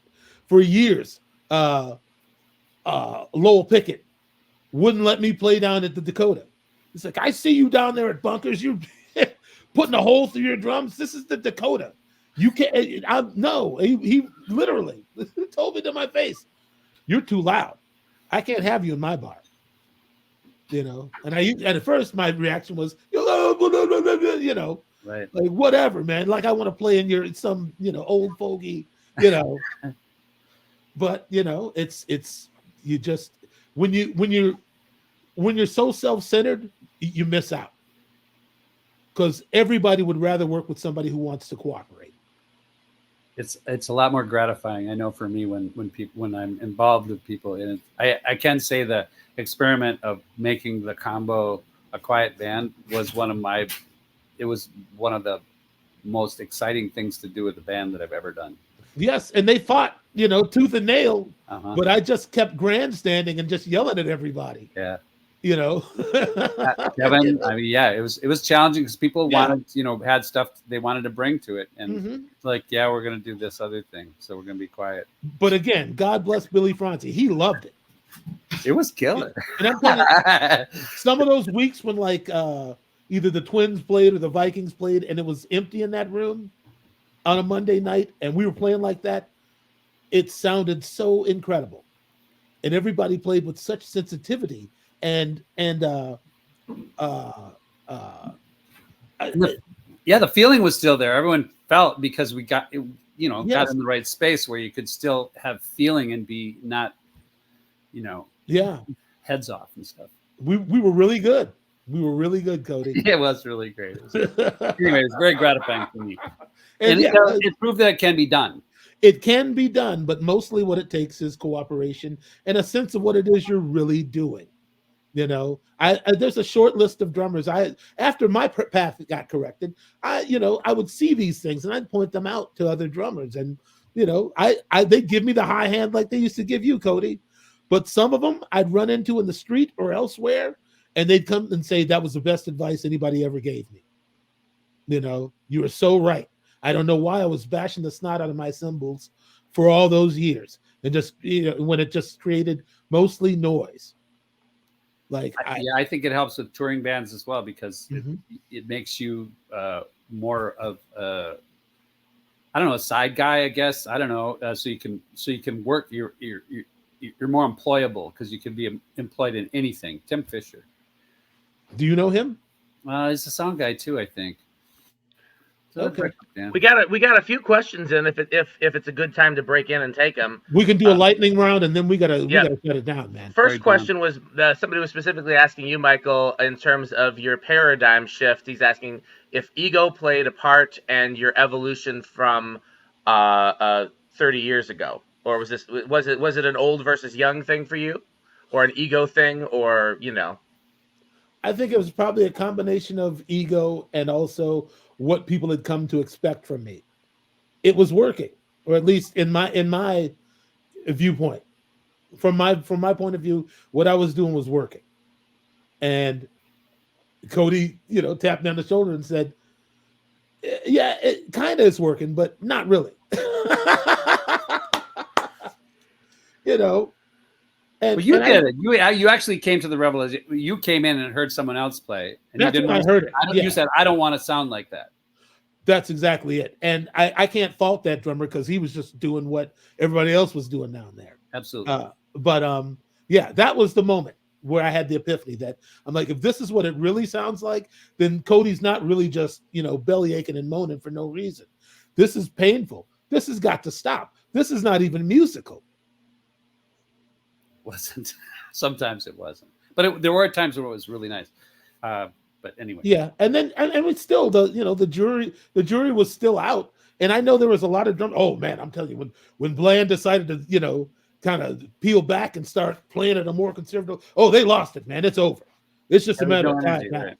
Yeah, and and that made me feel some kind of way to have people be so critical when I was really searching for growth and expansion. But the real deal, I was just talking to somebody about this today.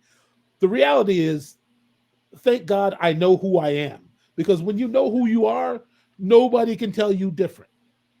And in this particular case, it worked to my advantage because it also had something to do with what I wanted to be, who I wanted to be.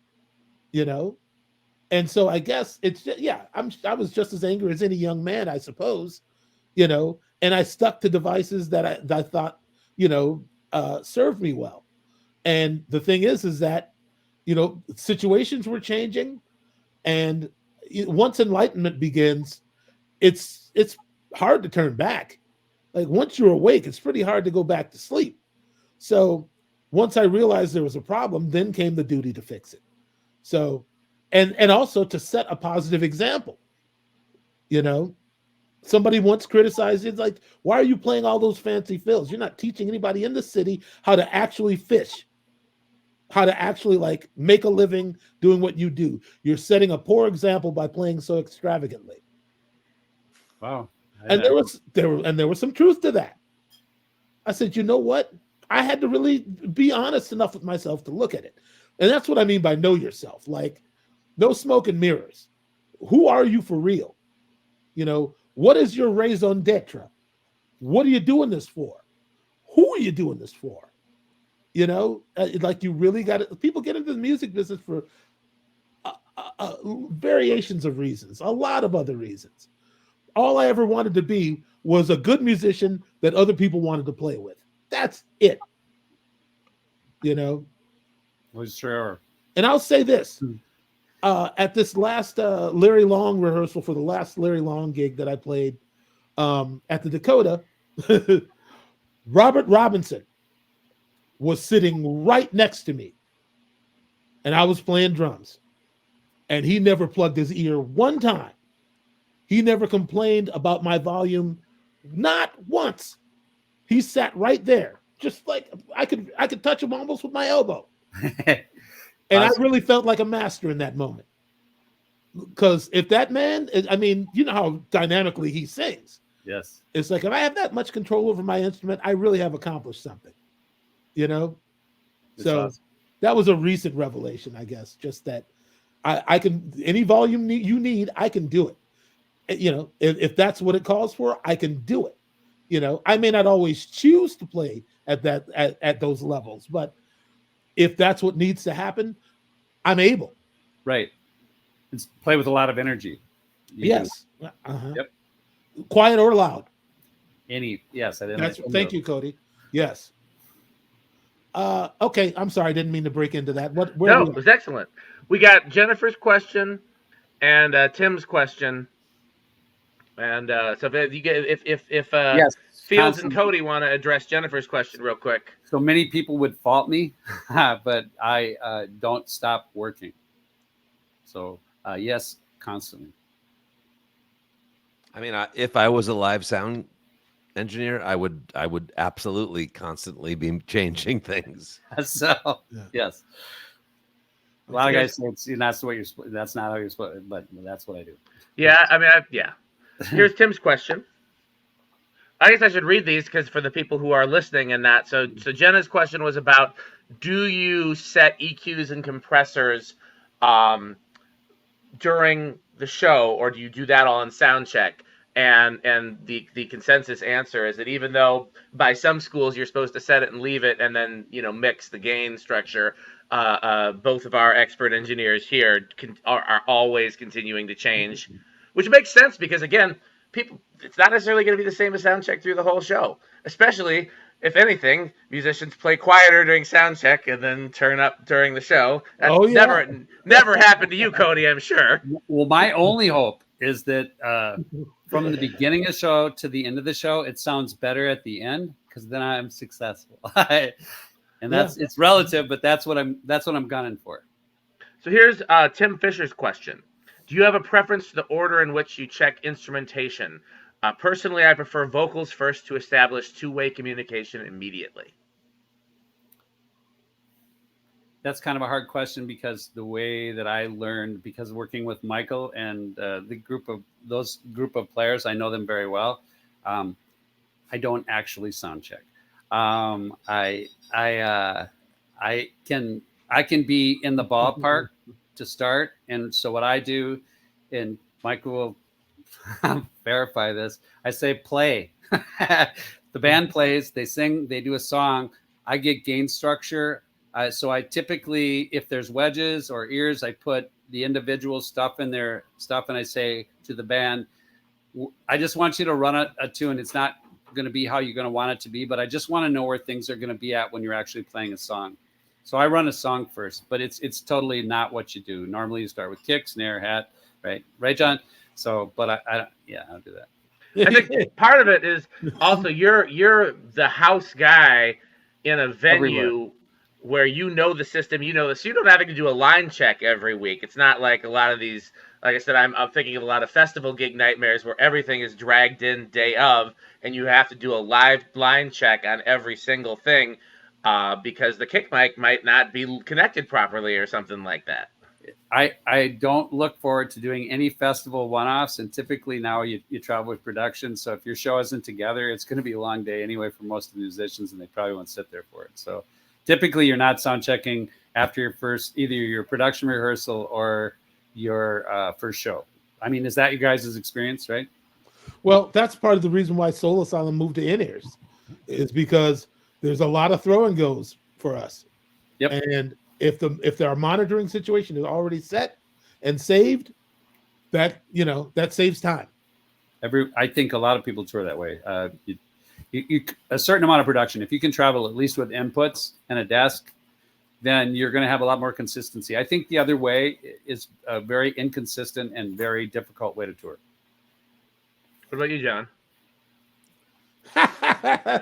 Right. I got nothing. I got nothing. All right. Well, yeah, I'm pretty exhausted myself. Well, I will throw this at John. So Michael's Prince stories are legendary among the fans of this show, and we saw several comments, people talking about how much they missed them. People may or may not know your resume and who you've worked with, but I'm sure you have some amazing stories from working with artists that people have probably heard of. Do you have a favorite story that you like to tell, or do you have just the first one that comes to mind that people might find interesting? I mean, my only Prince story. Well, doesn't have to be Prince. It could be any of the artists you've worked with. I know, but I got two. Okay, go ahead. One of them is I went to see I played with the Steels. I love the Steels. Early on in like probably 89, I played guitar and Mini Moog bass. Nice. And the other guy's Paul. What was that guy's name? Paul. Paul Jackson.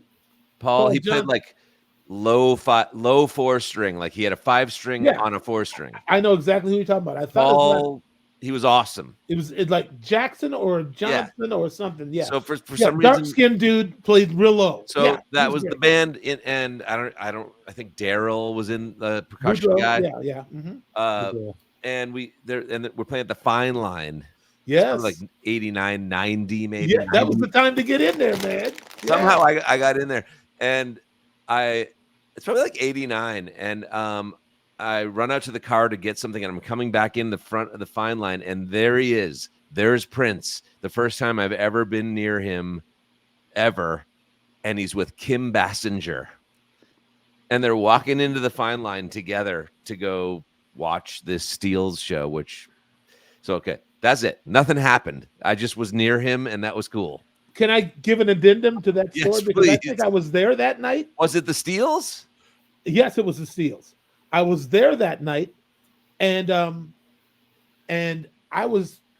think I was sitting upstairs, and I think that was the night I was sitting upstairs, and Prince went to grab something. Like I was sitting at their table or at the table next to them, and Prince went to grab something, and he knocked her glass of champagne in her lap. And I'd never seen Prince so mortified and embarrassed. Amazing. My other one would be, we played Sunday nights at the Greasy Meal played Sunday nights at the Caboose from 95 to 2000, let's say. And one of those nights, Prince brought Chaka Khan to the gig. Yeah. And, there was an upstairs section at the Caboose where they had kind of locked it off for a little VIP section for Prince and his crew. And somehow at the break, Julius somehow got into schmoozing with Chaka, and she's going to sit in with us. And so she does. And we play Tell Me Something Good. And Prince is upstairs, I'd say probably the first time ever he's seen me on a stage. I mean, he didn't know who I was. But I'm playing guitar. I'm the only guitar player in this band. And I don't know, second verse, all of a sudden I break a string, and I got no backup guitar, and I'm down on my knees changing out the A string. Prince is up there watching me. Shaka's killing it. And so, I don't have any great Prince stories. All right. Those are my two. Well, don't feel so bad. I think like the first time Johnny Lang sat in with Prince, he broke a string too. Good. And Prince was like, your touch is a little too, your touch is a little heavy there, young man. You got to massage that girl. You can't choke her. He says something like that. Funny. Massage that woman. Well, like I said, I mean, if we're lucky, you'll get to stop by for one of our future episodes. But in case you can't, John, is there anything you want to contribute before we start wrapping up? I'm all good. I mean, thank you guys for having me. This was fun. Thank you. I learned a lot. Yeah, maybe sometime in the future we can talk to John on a slightly different topic, because his experience in producing and studio engineering is just, I mean, it's top tier. Yeah, I mean, the main reason I invited John was because he's been in that position. He's a musician. He's not just a producer or, he does many things, but he's had the same experience we've all had on stage, where it's like, okay, this sound guy is, it's like, all right, well, you have to decide like what's important to you in that moment. where there's a potential conflict with somebody who can do a lot, Yeah. but on the other side, I didn't know if any equipment was going to come up, because I think a lot of sound gear is same studio, same live. I mean, I think it's different now. Yeah. And by the way, Cody, I don't know if you know, but Corey and Miles, there's a Midas 96 at Creation now. Oh, really? If you that Miles has been like he can working with, right? HD96, yeah. We have. Yeah, we've been talking to him. I've been down at Uptown because we did. So yeah, I mean, it's been sitting in the back room. I've been going in with him, and while he's learning it, basically, because he's been, using it. I really recommend to everyone to take the online editor. It is a really cool editor, but it's kind of like practicing with you practice with a Strat and you don't plug it in an amplifier, right? So you practice all week with the Strat and then plug it into an amplifier, and you go, shit. Oh, well, this is different. Yep. So, but I live for those experiences. I always have. Cool. The older I get, the more it's scary, right? So but I'm ready. Behringer bought Midas, right? They sure did. And so is the Midas board now more similar to the Behringer boards, or are they still very different? Yeah, the cool thing about the HD96, now I'm doing an ad for HD96, but the coolest thing about the HD96 is it took a lot from the Pro Series, so and then the M32, which has been really popular. Yeah, and it can run in several modes, and it's much more intuitive than any of the Pro Series products, which is how the M32 is. It's a lot easier to walk up to an M32 and mix on it. So it's incorporated a couple of different things: the Pro Series stuff. And quality, along with the user friendliness of the M32. So yeah, it's a nice desk. Hopefully I'll be before the buyout, I remember everybody raving about the Midas preamps. Are they still raveable, or is that dropped with Behringer? I don't know yet what the stage box. They're the same stage boxes, and their stage boxes are great. And that's what gives you the sound that you get is your stage box. Gotcha. I don't think I knew that with digital boards, that the preamps are actually in the stage boxes, not the. That makes sense though. That makes perfect sense. Yeah, it depends, but it's an emulation anyway, so it's different. Yeah, it's just a different thing now, isn't it? I mean, I don't know. Are you running analog pre's? Yeah, John? I don't. Yeah, all real stuff. I remember a guy that used to bring an old analog. I want to say it was a Yamaha board. I don't remember what it was. It was some board that he just loved the preamps in, and he would run all his inputs into that board and then run them out of the inserts or the sends or something like that into his digital rig, just because he loved the way those analog preamps sounded. I would love to be on a show that it made sense to do that, but typically speed and flexibility make digital mixing really important for live people, because you can go from one show to the next, and when you're on get to your next venue, you plug your ears in and everything still sounds pretty much the same. Yeah, I mean, he was still mixing digitally. The only thing he was getting out of that analog board was the preamps, but he would bring the board just for the preamps. Well, that's what I'm saying. You got to carry a lot of stuff. Yeah. I threw Jenna's comment up there because it coincided nicely with the Quincy quote that I put up there before, which is that you're only as old as your ability to process and accept new information. And that's been when you talked about being an older sound guy, Cody, I mean, I've never thought of, when it comes to musicians and sound guys, as long as your sound and your knowledge stays current, I never think it. Maybe because I'm getting to be an older guy myself. I'm 40 is old in musician years. Yeah. But I've, some of the guys that I've worked with, one of the guys we'll meet later in the series, my good friend Scales. He's got to be, he's at least Michael's age, if not closer to your age, and can sit down at any of these new digital boards, even if he's never used it before, and just knows how to do everything on it in a few minutes. And I'm just like, how? Because it's all, the technology is so new. Not ever, trying to convince my dad to get a smartphone was like, trying to convince Michael to get a smartphone. Yeah, I was going to say, you don't have to go, if you want to find a Luddite, you don't have to look very far. I'm right here. So it always, when you have somebody that's able to learn new things, the age doesn't matter, and I would like to think that a lot of people don't see it, because I forgot that Cody was an elder statesman until he mentioned it, because seeing him work and hearing him work, it does his age is irrelevant. He is still using the newest technology that makes sense. And that quote from Quincy came by way of Terry Lewis, who's apparently very known for doing the same thing. Every time the new technology comes out, he learns what the new technology is, because if you're able to adapt to things that can give you more options and more possibilities, you don't always have to use them, but there's no downside to have the options.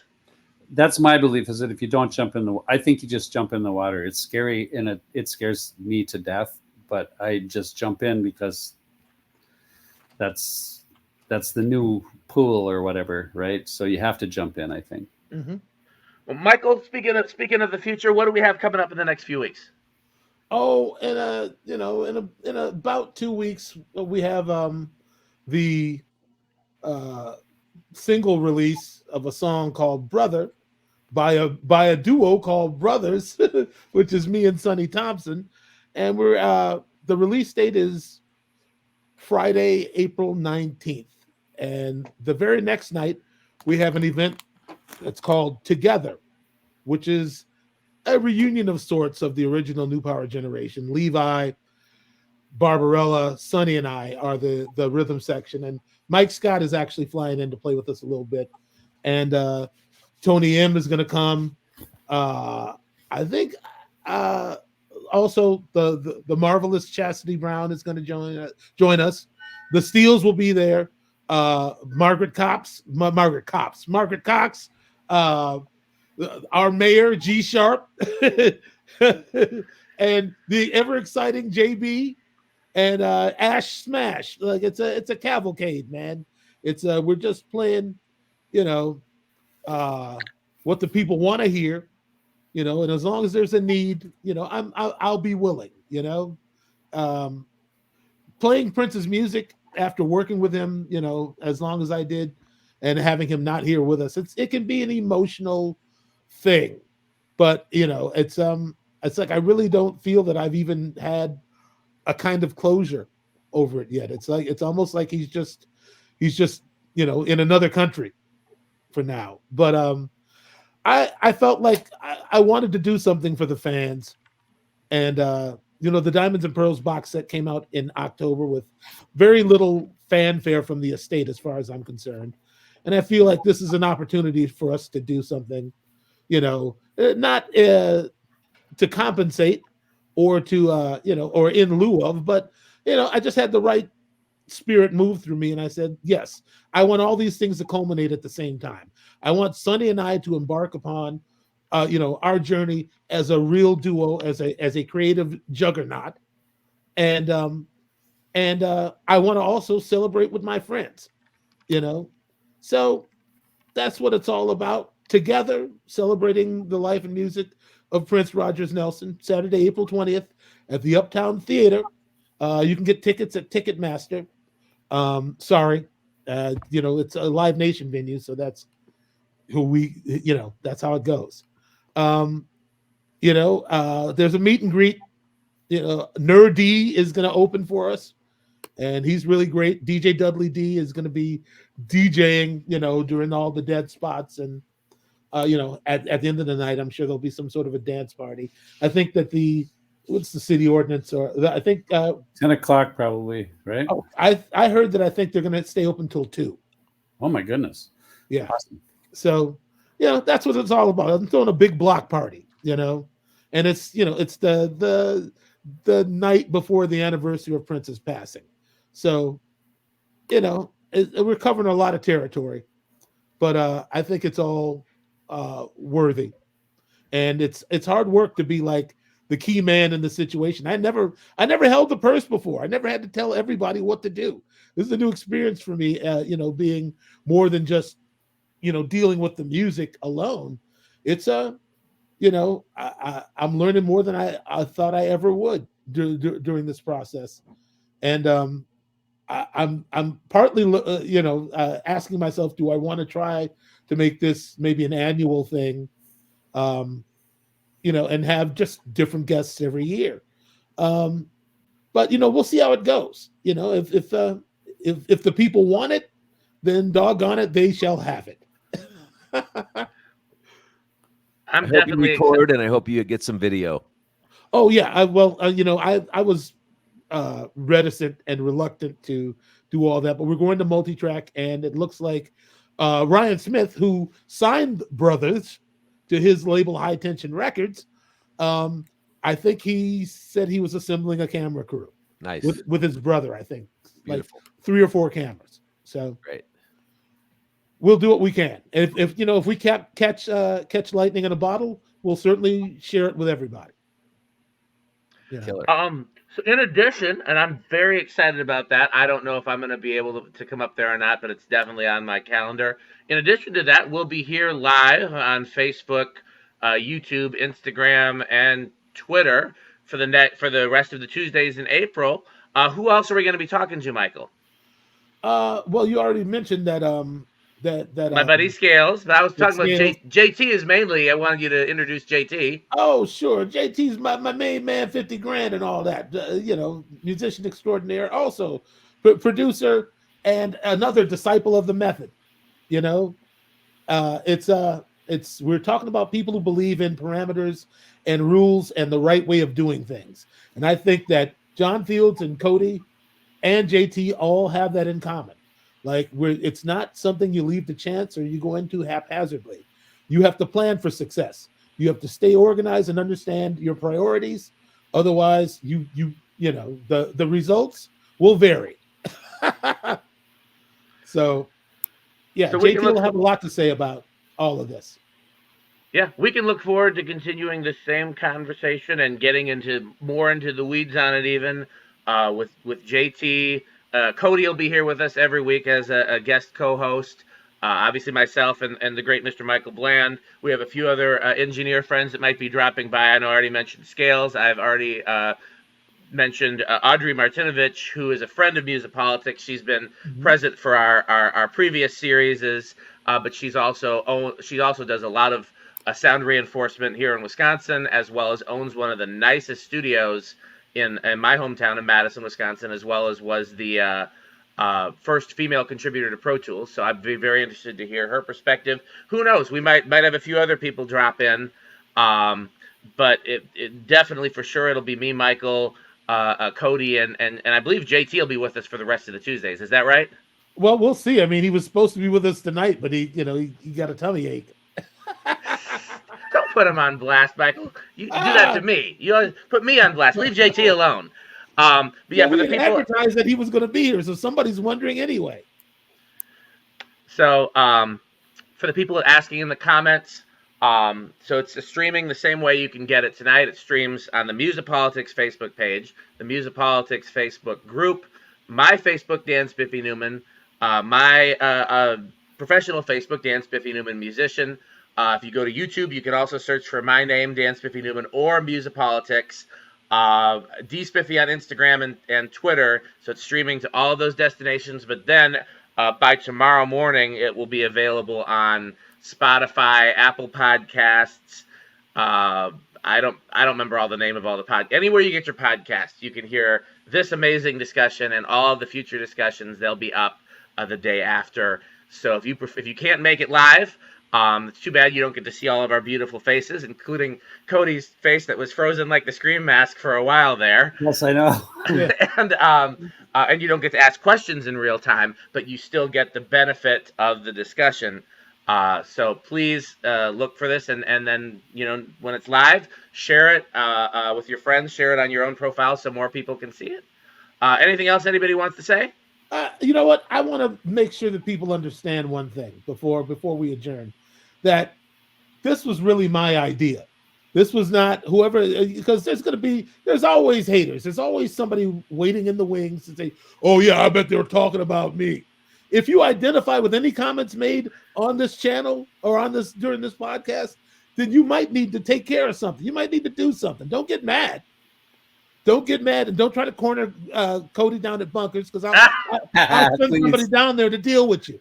Don't go down to Cody belly aching and whatnot. We're all trying to do, serious business here. We take what we do very serious.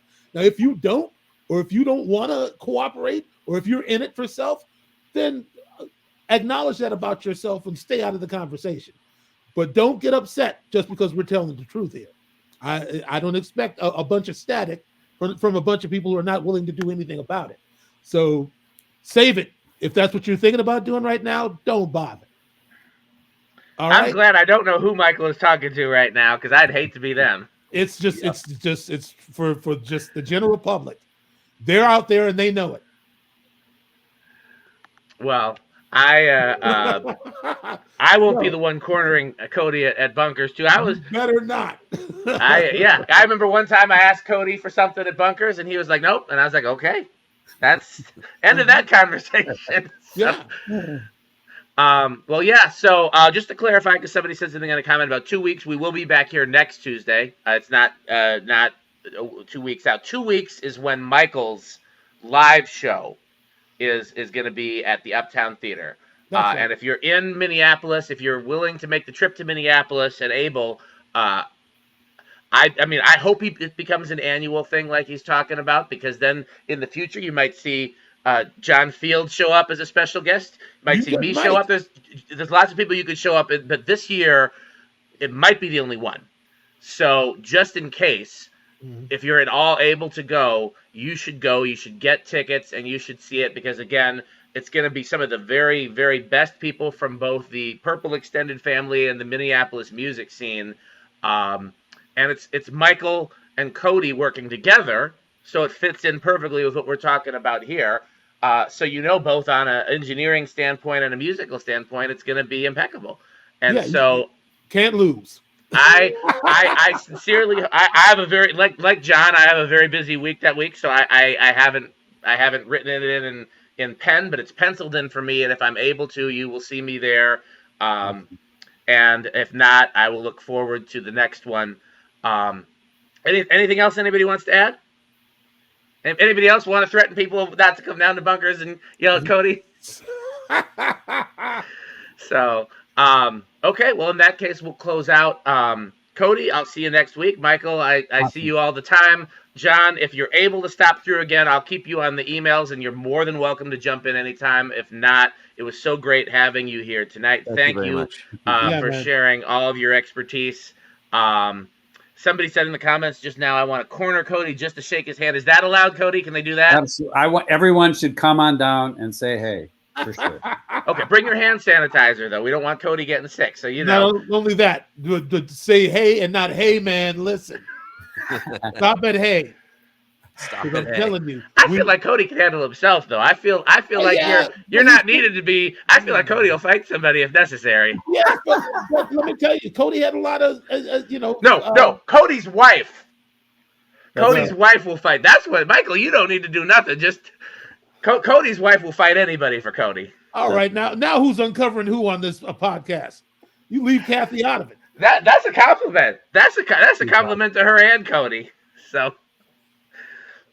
On that note, we've gone past when Michael. I'm always the one that likes to go long. Michael's the one that, so we'll let Michael go. Thank you again, everybody, for coming, and we'll see you next week. How did we used to sign off, Michael? Do you remember? Did we have a saying or something? Live long and prosper.